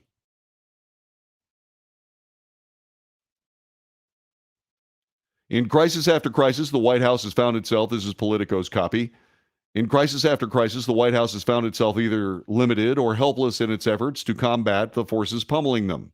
Morale inside 1600 Pennsylvania Avenue is plummeting amid growing fears that the parallels to Jimmy Carter, another first-term Democrat plagued by soaring prices and foreign policy morass, will stick.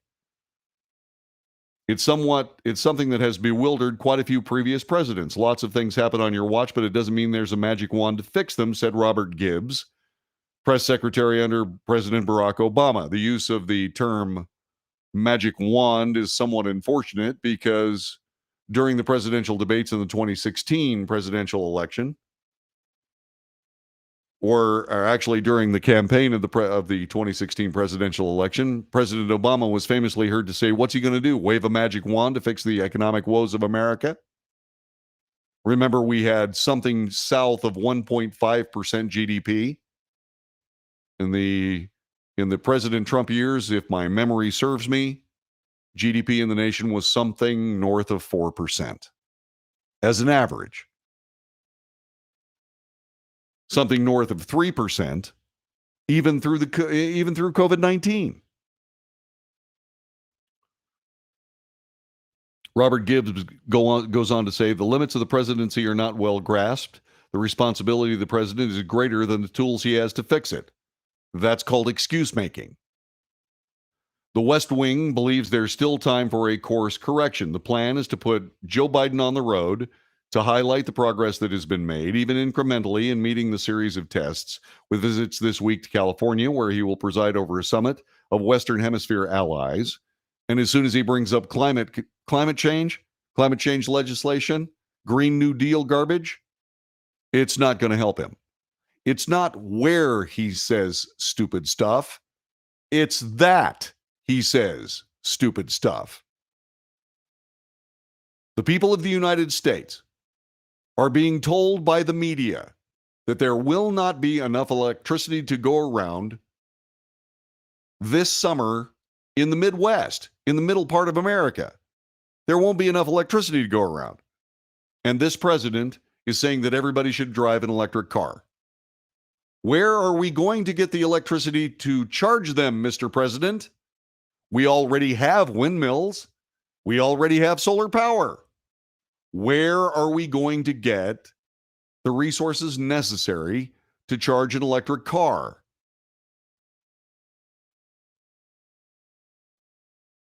The Wells report, the Wells family, we have a generator. We bought a generator because of this. 300 Texans died in February of 2021 because of mismanagement of the electric grid. And now, because of, again, more mismanagement of electricity in the United States, we simply can't burn coal to generate electricity. We can't burn natural gas to generate electricity. Well, how are we going to generate electricity? Well, we've got new technology. I'm sorry, a windmill is not new technology. The first one showed up in the 14th century. Well, solar cells. Yeah, solar cells have not really improved for 50 years. It's not that the solar cells aren't better. It's that there is a limit to the amount of sunlight you can convert into electricity. There's a limit. Politics will not supplant physics. No matter how many egocentric nutburger politicians say it can. So they're going to put Joe Biden on the road to say the same stupid stuff that he's gotten into trouble with saying in the White House. He's going to go to California, where he's going to preside over a summit of Western Hemisphere allies. There's a name for it. I can't remember what it is. Anyway, Mexico's president is not coming. The Pan American Conference, I think that's what that's called. He's also going to be in New Mexico to push for his climate agenda. And as soon as he starts talking about climate agenda, he's going to listen to people turning over to the ball game. He's going to hear people nodding off because climate is a hoax, an absolute hoax. The administration will also set aside its reluctance to work with a pariah nation in hopes to spur oil production. They're going to Saudi Arabia, and they're going to try to get Saudi Arabia to pump more oil because they decided to turn off American oil and energy production. That's where the fuel price problem is coming from. So he's going to go to Saudi Arabia, and he's going to ask them to give us more oil. Guess what the Saudis did today? They're raising the price of oil from Saudi Arabia. Isn't that amazing? Say what you want, but they do drive very, very cool cars in Saudi Arabia, and they know how to manipulate the oil market.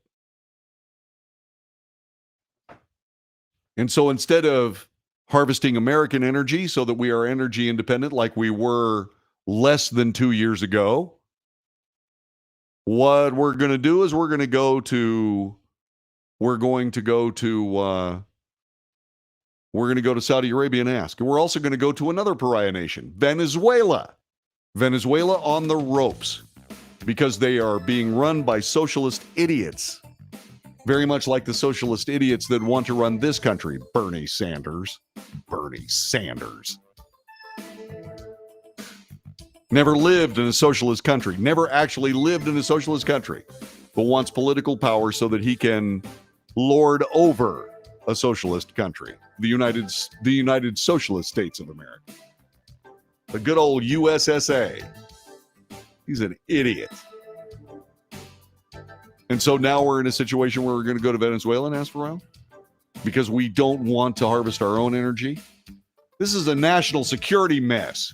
And the president thinks by going around the country and talking about the messes he's making, that somehow people will stop disapproving of his job. Mr. President, so far out of touch, I don't know where to start. This is the Wells Report. Dang.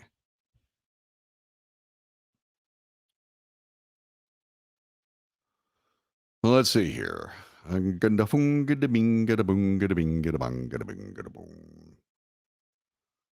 Binkies. Binkies are cool. I like Binkies. Binkies are delicious. Let's see what else is going on. Propaganda. I read it was closer to $9,000 based on the high-end nature of the weapons. No, you can, no. Go to Model 1 sales. All you need is a lower that you can get for, depending on how much you want to spend, anywhere between $100 and $300 or $400. You get a lower, and then you have Model 1 sales send you the various form of, I've got an AR-15 20-inch rifle, which is basically the M16A2. and I had them send me the pieces for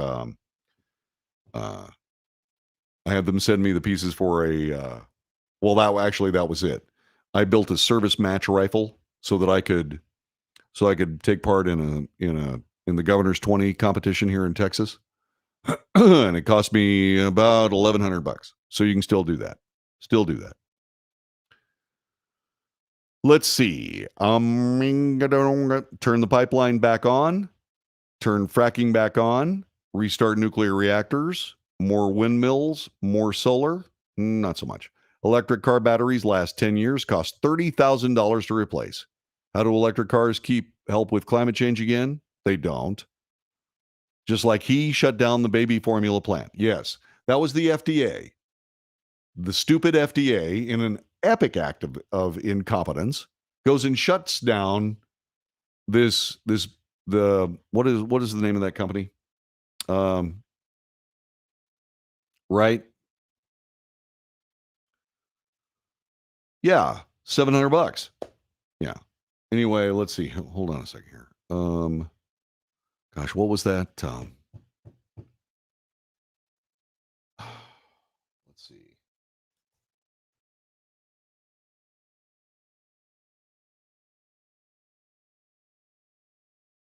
Abbott. Okay. Yeah, the FDA shut down Abbott without trying to determine how much baby formula Abbott made. Oh, it was 70%. Oh no, it was like 40% of the baby formula market.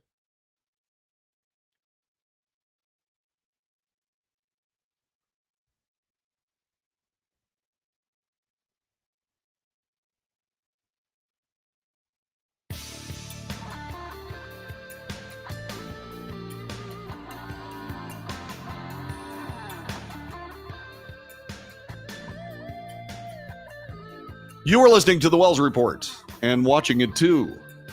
Welcome back, which is what people are saying to me. I've been back in action since June 1st and doing this radio broadcast and continuing to make it work.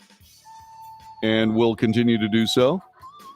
This is not like the typical podcast. There are breaks in it. When you get to a break in the podcast, just fast forward until you hear the music again. Okay. And then it'll pick back up. Pretty soon I'll be doing those edits for you, but I have to buy equipment, a new computer, television switcher, 3 television cameras. I'm gonna be spending money I don't have. Oh my. People have said, why don't you get investors, John David? Well, because I don't know how to pay them back yet. Never had investors. Don't know how to do it. But I'll work it out. Give me time. This will work. Okay? All right. Now I'm thinking how to... phlegm. Sorry, this is a little aside that you don't know anything about. Have somebody Cerakote it for you? Cerakote. Cerakote. Cerakote. Cerakote. Okay. So the president of the United States is all snotted out about the fact that his approval ratings are through the floor. Okay. And what they have to do is they're trying to figure out how to handle all the issues they have to do. And so what they're trying to do is they're going to put Joe Biden on the road. He's going to end up saying the same dumb things that he's been saying in Washington, D.C., everywhere else, and they're hoping that that's going to fix things. It's not. They're going to try to lower gas prices by getting Saudi Arabia and Venezuela, two pariah nations, to contribute to the oil patch in the United States, which they don't need to do. They need to finish up the Keystone Pipeline. They need to open those pipelines up. They need to start opening up government leases to be able to harvest America's natural resources. They need to undo everything that they undid when they took over for President Trump, when we were energy independent, when gas was $2 and something, in some cases less than $2 a gallon. That's what they need to do. And they are not doing it. The president of the United States is going to go out there and say, yeah, this is part of a transition where we're changing the country. Well, you're changing the country into something that nobody wants, that's costing everybody way too much. And you're wondering why your approval ratings are through the floor?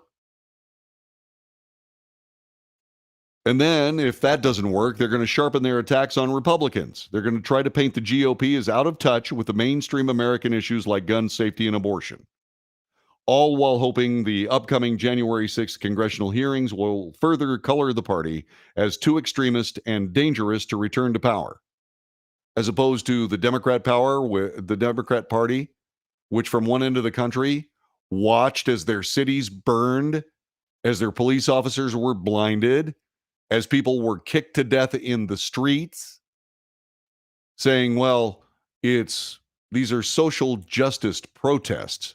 No, they were absolute, full-on murderous riots that were condoned, if not absolutely sponsored, by the cities where the attacks were coming.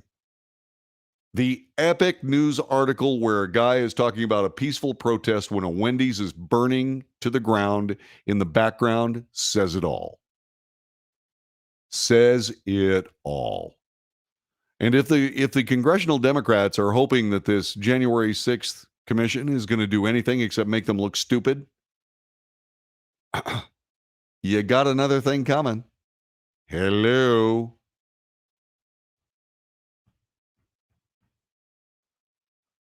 Joe Biden's aides are needing to quell the finger pointing that's been erupting internally and the increasing concerns over staff shakeups, including five White House officials and Democrats close to the administration not authorized to publicly discuss internal conversations.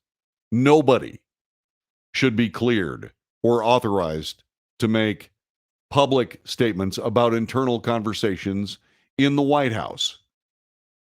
I believe that trying to haul presidential advisors before a congressional committee to try to squeeze them for information that they can then exploit, I think is ridiculous. I believe that Joe Biden should have privacy among his advisors, just as I believe that President Trump ought to have privacy among their advisors. So nobody should be talking about what they talk about with the president. Nobody. It's ridiculous.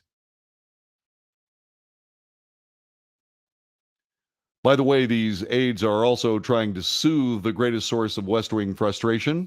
That's the guy behind the Resolute desk, which is the desk that Joe Biden sits behind.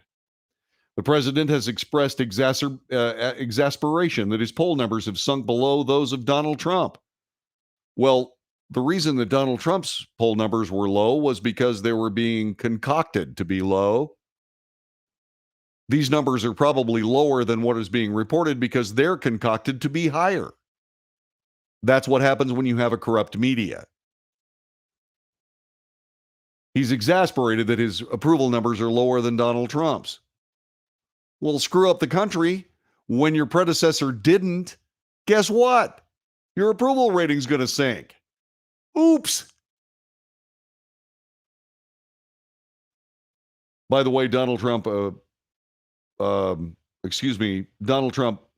is referred to by President Biden in private as the worst president in history and an existential threat to the nation's democracy. No. President Trump was an existential threat to the nation's supposed social democracy. Socialist Democrats, socialism. Yes, President Trump was an existential threat to that. But trying to trying to somehow conflate that into the entire nation. Well, just because your political goals are going to be stomped on and destroyed, as they should be, in my humble opinion, that doesn't mean that the entire country is at risk. That's the demagoguery that makes your approval numbers even lower. White House spokesperson Andrew Bates said this depiction of the White House is simply divorced from reality. That's funny. The American people, with their approval ratings numbers, are saying that this White House is simply divorced from reality. The best example? Gasoline prices doubling in less than 2 years. Here's another example. Electric cars. Go out and buy yourself an electric car. Government going to be driving electric cars and trucks. And we're going to run out of electricity sometime this summer. You want to talk about divorced from reality, do you? Well, there's some for you. You're listening to The Wells Report. Back with more in a moment.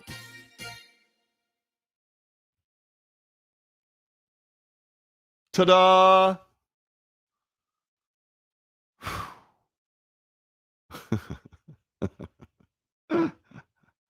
How low is the Strategic Petroleum Reserve? There's plenty of oil. That's not the issue.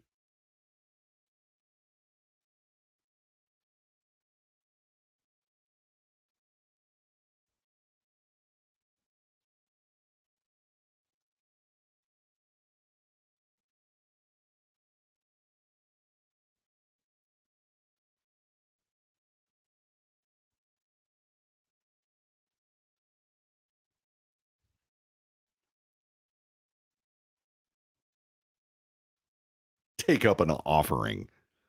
Wow. No, what I'm going to do is I'm going to put a subscription service on the website, and the subscription service is going to get you the news that I pick during the day, and then you'll get a rundown of the day's show with the questions that I'm going to ask, and other stuff to be named later, probably a newsletter. And so on. What is this? What is this? I'm turning off my microphone. I'm going to take a phone call. No, I'm not. They hung up. There you go.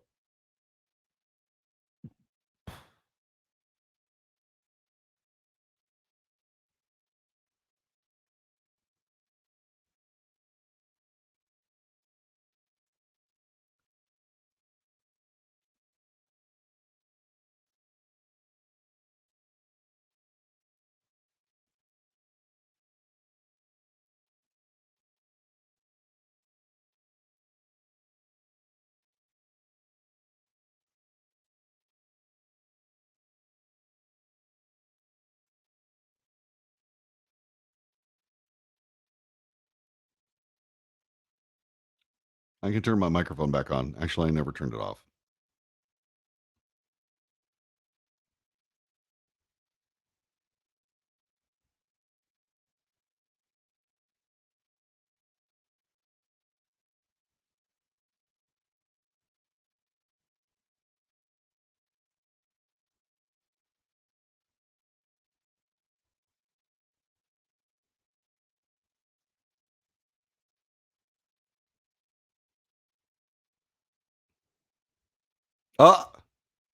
There's been an Arthur sighting.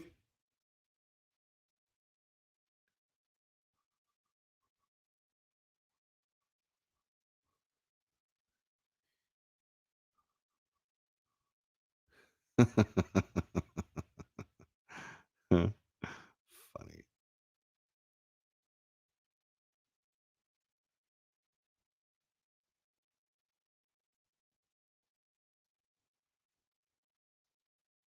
Let's see. Somebody asked, Michael asked, why did USA Radio get rid of their Dallas Fort Worth station? They never owned it.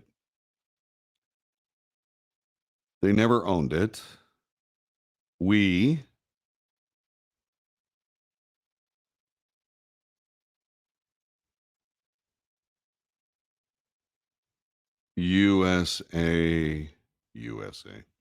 USA. Okay.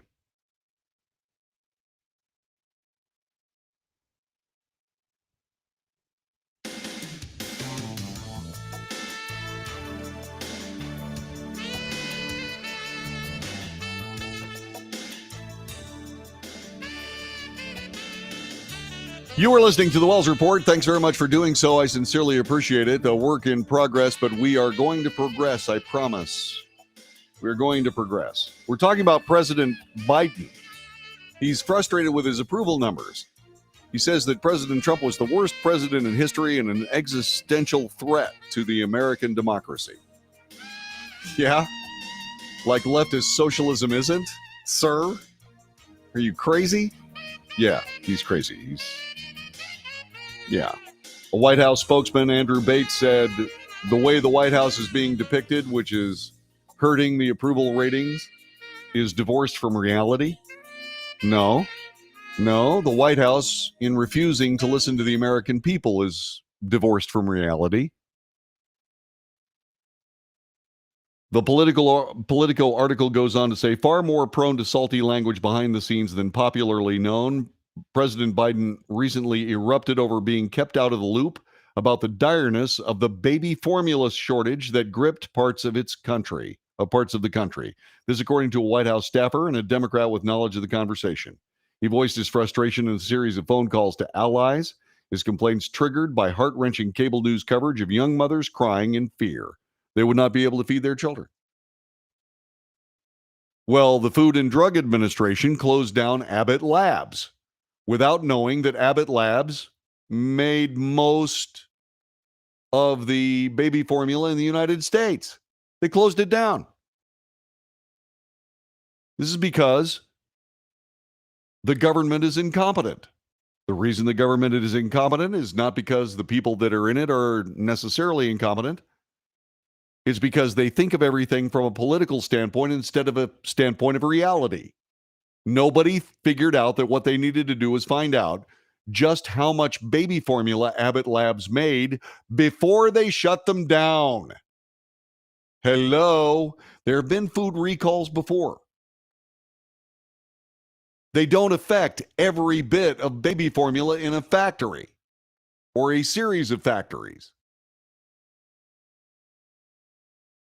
They affect a lot. So remove the lot from the shelves and everything goes along according to normal, but the FDA didn't want to do that. Ham-fisted foolishness on the part of the government. By the way, that's not a partisan deal. The government is the problem. They don't think about things in terms of reality. They think about things in terms of politics. If you want to know why these people make such boneheaded decisions, that's why. Because they're not dealing with reality. They are dealing with politics, and that's different. That is different. Yeah. President Biden did not want to be painted as slow to act on a problem affecting working class people with whom he closely identifies. Really? You know what, Mr. President? Working class people just don't make the money you do, and your family does and always has. I don't know why you closely identify. I think it's basically a concocted political public relations campaign. When aides convened a meeting with a formula company executive, the president, against the advice of staffers, publicly declared it took weeks before the details of the shortage had reached him, even though the whistleblower complaint that led to the shutdown of a major production facility was issued months ago. Oh, this gets worse every second. Oh, my. Oh, my. Oh, my. Oh, my. Some aides feared the moment that made Biden look out of touch, especially after the CEOs in the very same meeting made clear that warnings of the shortage were known for some time. Yeah. Members of President Biden's inner circle, including First Lady Jill Biden and the president's sister, Valerie Biden Owens, have complained the West Wing staff has managed Biden with kid gloves, not putting him on the road more or allowing him to flash more of his genuine, relatable, albeit gaffe-prone self. One person close to the president pushed for more let Biden be Biden. That would be a flaming disaster. A flaming disaster. Listen, I didn't vote for Joe Biden. I would have never voted for Joe Biden. Joe Biden is a political flack. Okay? I would have never voted for the guy, ever. I did stand up for Joe Biden as a nice guy, I guess. He's not somebody that has, sought to turn this country into a socialist mess until, of course, he became the president. And since he's not actually running his own presidency, the presidium behind him is doing it. Then you really have to sit there and go, well, Joe's basically just a figurehead. And believe me, he's just a figurehead. Who's making the decisions? I don't know. But they're leaving the president out of the loop. But those people making those decisions realize that Joe Biden will say amazingly damaging things because he's old. It's passed him by. They picked the wrong guy. They picked the wrong guy to be the president of the United States. And in their backslapping celebration of we can get anybody elected to the presidency that we want, congratulations. You got an eggplant elected to government. Well done. Dope. And now what they're going to do is his wife wants him to be unleashed. No. Please don't. Please don't. Joe Biden starts rambling off the cuff and saying ridiculous things. If he says the wrong thing too many times, we'll be speaking Chinese before your kids graduate from high school. Just stop it. Man, the president has complained that he does not get to interact enough with voters. The White House pointed to both security and COVID concerns in restricting the travel of the 79-year-old. A lot of things are out of his control, and we are frustrated, and all Democrats, not just the White House, but anyone with a platform, need to do a better job of reminding Americans how terrible it would be if the Republicans take control, said Adrian Elrod, a senior aide on Biden's transition team and aide to Hillary Clinton's presidential campaign. My dear Ms. Adrienne, the cake is baked. The Republicans could not possibly do a worse job than Joe Biden is doing. Less than 1/3 of the people of the United States think that Joe Biden's doing a good job. I'm seeing the president's approval ratings below 30% in some categories. My God, that's better than the darn Republicans. They're just awful. More awful than who?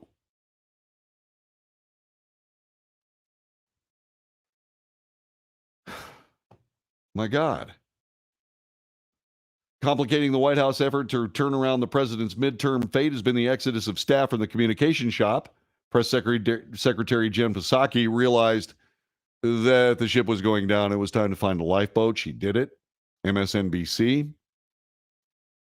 Her successor, Karine Jean-Pierre, took the post with little experience. Allies were critical. Days later, the White House brought over her Pentagon counterpart, John Kirby, to join the staff. Kirby has been a candidate for Jean-Pierre's role, but will serve on the national security team. Look, John Kirby is brilliant. Admiral John Kirby, brilliant. Best governmental spokesperson ever. Seriously. But he needs to be on the national security team. He does. All right? And by the way, when you pick a press secretary, the secretary is supposed to talk about the president. First impressions being lasting ones. Ms. Jean-Pierre talked about the fact that she was gay and that she was black and that she was a woman. Okay. That's fine. What's the president saying today?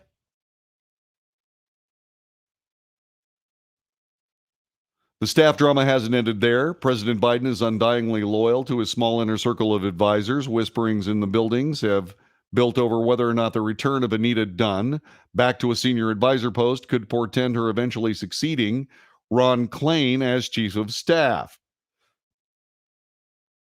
I would keep as many professionals around President Biden as I possibly could. You can't let this guy speak without a teleprompter. You can't. You just can't. He's the president of the United States. His gaffes aren't just, oh, well, it's just old Joe. He's the president of the United States. Other countries make political and governmental decisions based on those gaffes.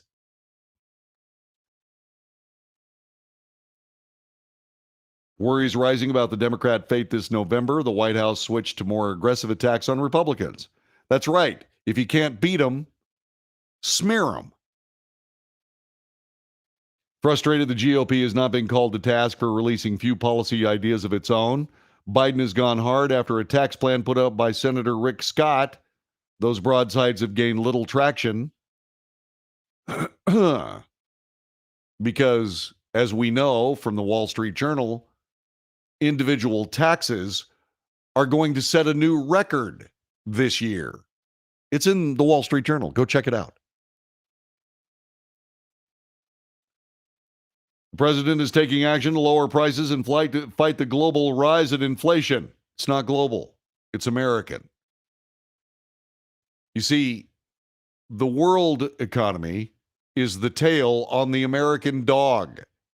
The dog wags the tail. If there's trouble in the United States, there's trouble economically worldwide. The president is taking action to lower prices and fight the global rise in inflation, building on the unprecedented job creation. When you shut down the economy and everybody stops working, you can't say that at the very depth of that shutdown, that's the starting point, and then anything that happens after that you take credit for. Yes, a lot of people are going back to work. We're still 500,000 jobs behind where we were before COVID-19 became the political issue that brought down President Trump.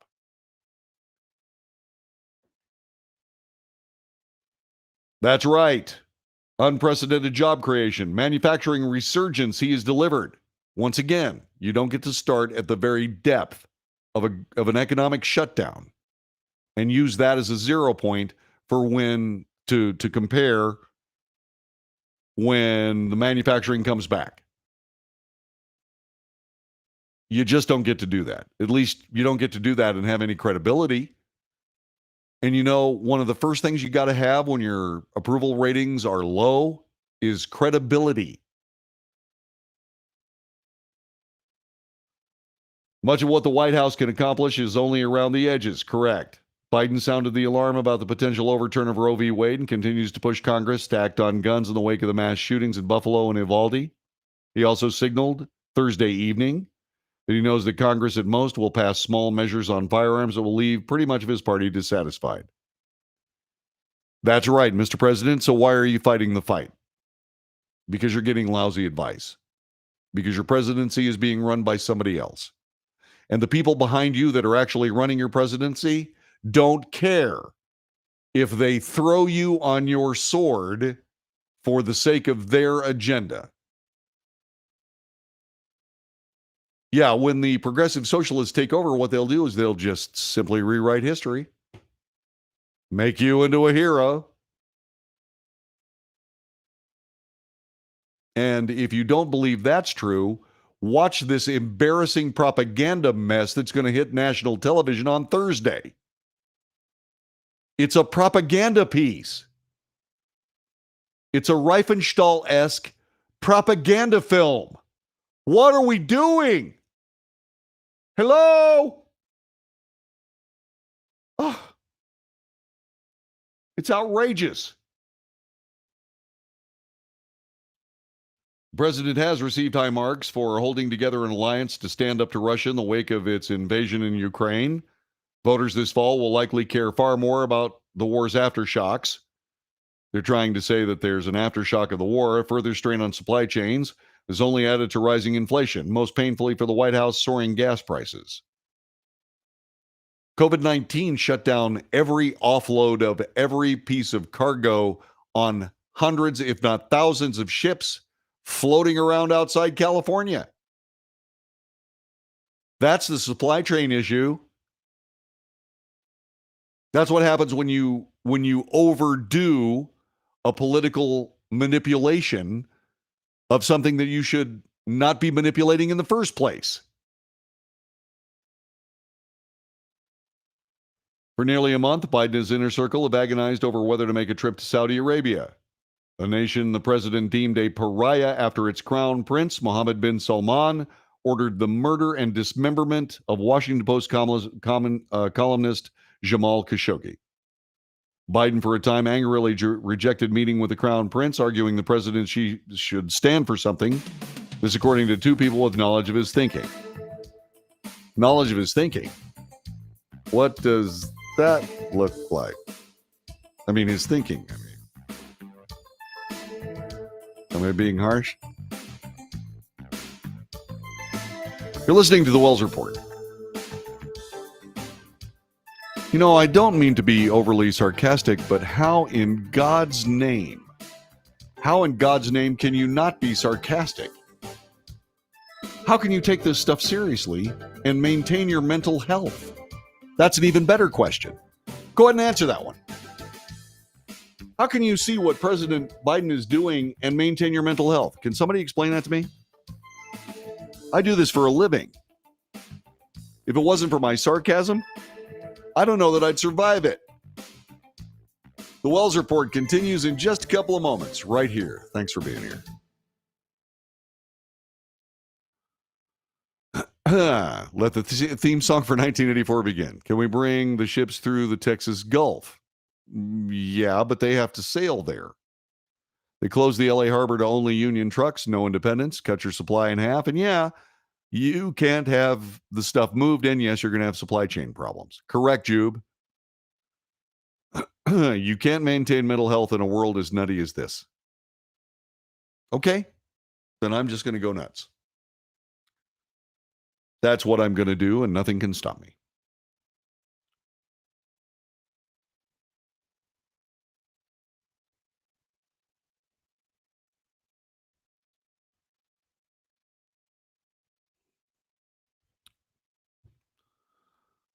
Diggity doo da day, doodly oodly oodly. Hey Jube, did you notice that we did? How did we get on YouTube? Can you tell me? I need to know. Ow, that was my phone. Oh. Okay.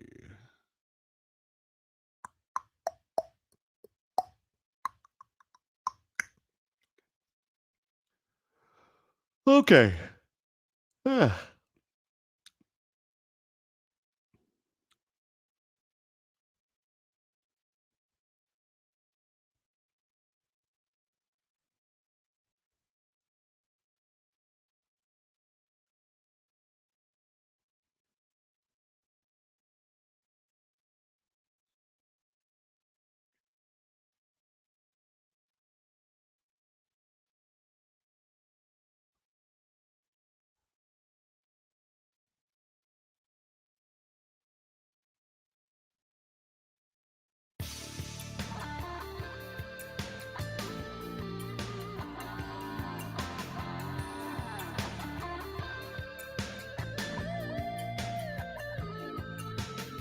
This is the Wells Report. My name is John David Wells. By the way, in case you're wondering, in the new idea to let Biden be Biden, the president has decided and agreed to an interview. An interview. And who is going to be interviewing the President of the United States as he explains his policy ideas? Jimmy Kimmel. What? Jimmy Kimmel. Yeah. Jimmy Kimmel. In case you're wondering, Jimmy Kimmel is not the guy to do this job. Actually, in point of fact, you know who they ought to get? They ought to get me. He's going to join comedian Jimmy Kimmel for his first major media appearance in over 100 days. Jimmy Kimmel. You know who the president ought to interview with? What should happen is the president of the United States should come to this studio and sit across from me. And I would insist that the interview be videotaped and that I would get a copy of the original video, not videotaped, but videoed. And I get the original video. And I would interview the president in a way that he could answer the questions the American people need and deserve the answers to. Mr. President, who's running your presidency? Well, it's me. Why do people turn you off in the middle of a live video feed? And who's doing that? The American people need to know the answers to those questions, Mr. President. I'm not there to try to slaughter the guy. I'm not there to try to destroy the presidency. I'm there to try to understand it. Jimmy Kimmel is going to ask a list of questions provided by the White House staff. Would I look at that list of questions? You bet I would. You bet I would.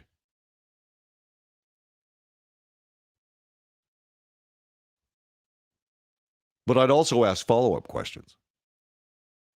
And I'd get all that video, and I'd have it. And I'd have the permission to use it.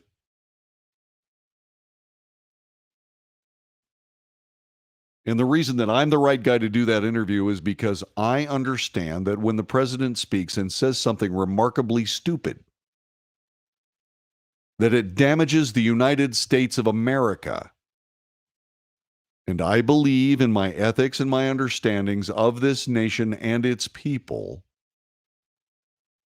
to be able to provide you with all the information you need without the information that would have you heading towards the hills before you need to. Now, believe me, when there's information that you need to know so that you can head to the hills, not only will I tell you it's time to head to the hills, I'll tell you what direction to go if you want to know. I will help you. But we're not there yet.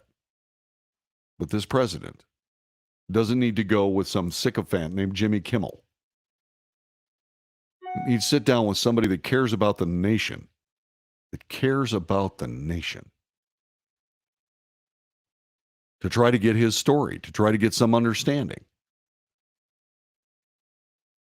That's what needs to happen. If Joe Biden wants to improve his approval numbers, I dare say he should start listening to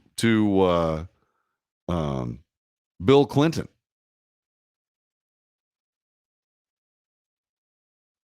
Because Bill Clinton was the last Democrat president. This president is a leftist progressive president, or at least his presidency is, because he's not running it.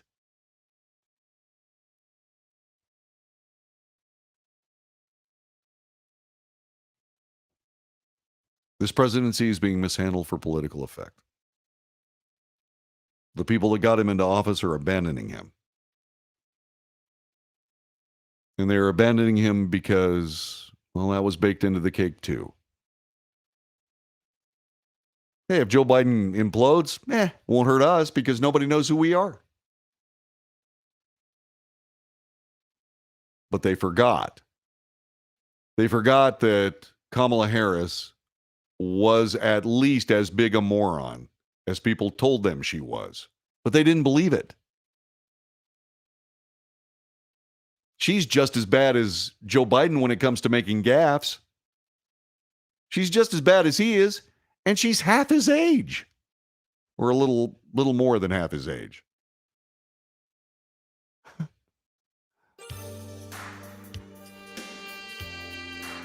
This whole thing goes under the heading, be careful what you wish for.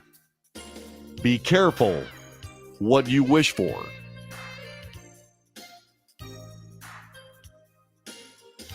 All the political all the political machinations that led to the Joe Biden presidency, because the left absolutely accurately determined that if Donald Trump was reelected as president, oh my, that was going to be the end of their agenda, because America would simply leave them behind. They pulled out all the stops, up to and including all their honor and credibility.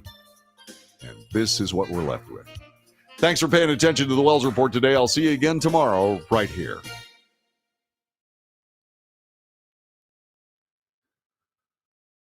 Okay, beloveds. Jim Spear. I'm James Spear. How's it going, man? How's your baby? How's your wife? How's your kids? How's the dog? How's everything? How's the Camaro? Tell me. They need an actor who can read a script. Yeah, that's probably true. All right, I'm going to go ahead and go now because I got some things I got to do now, and I love all of you now and always. Okay? Thanks very much for listening, okay? I'm going to be back later.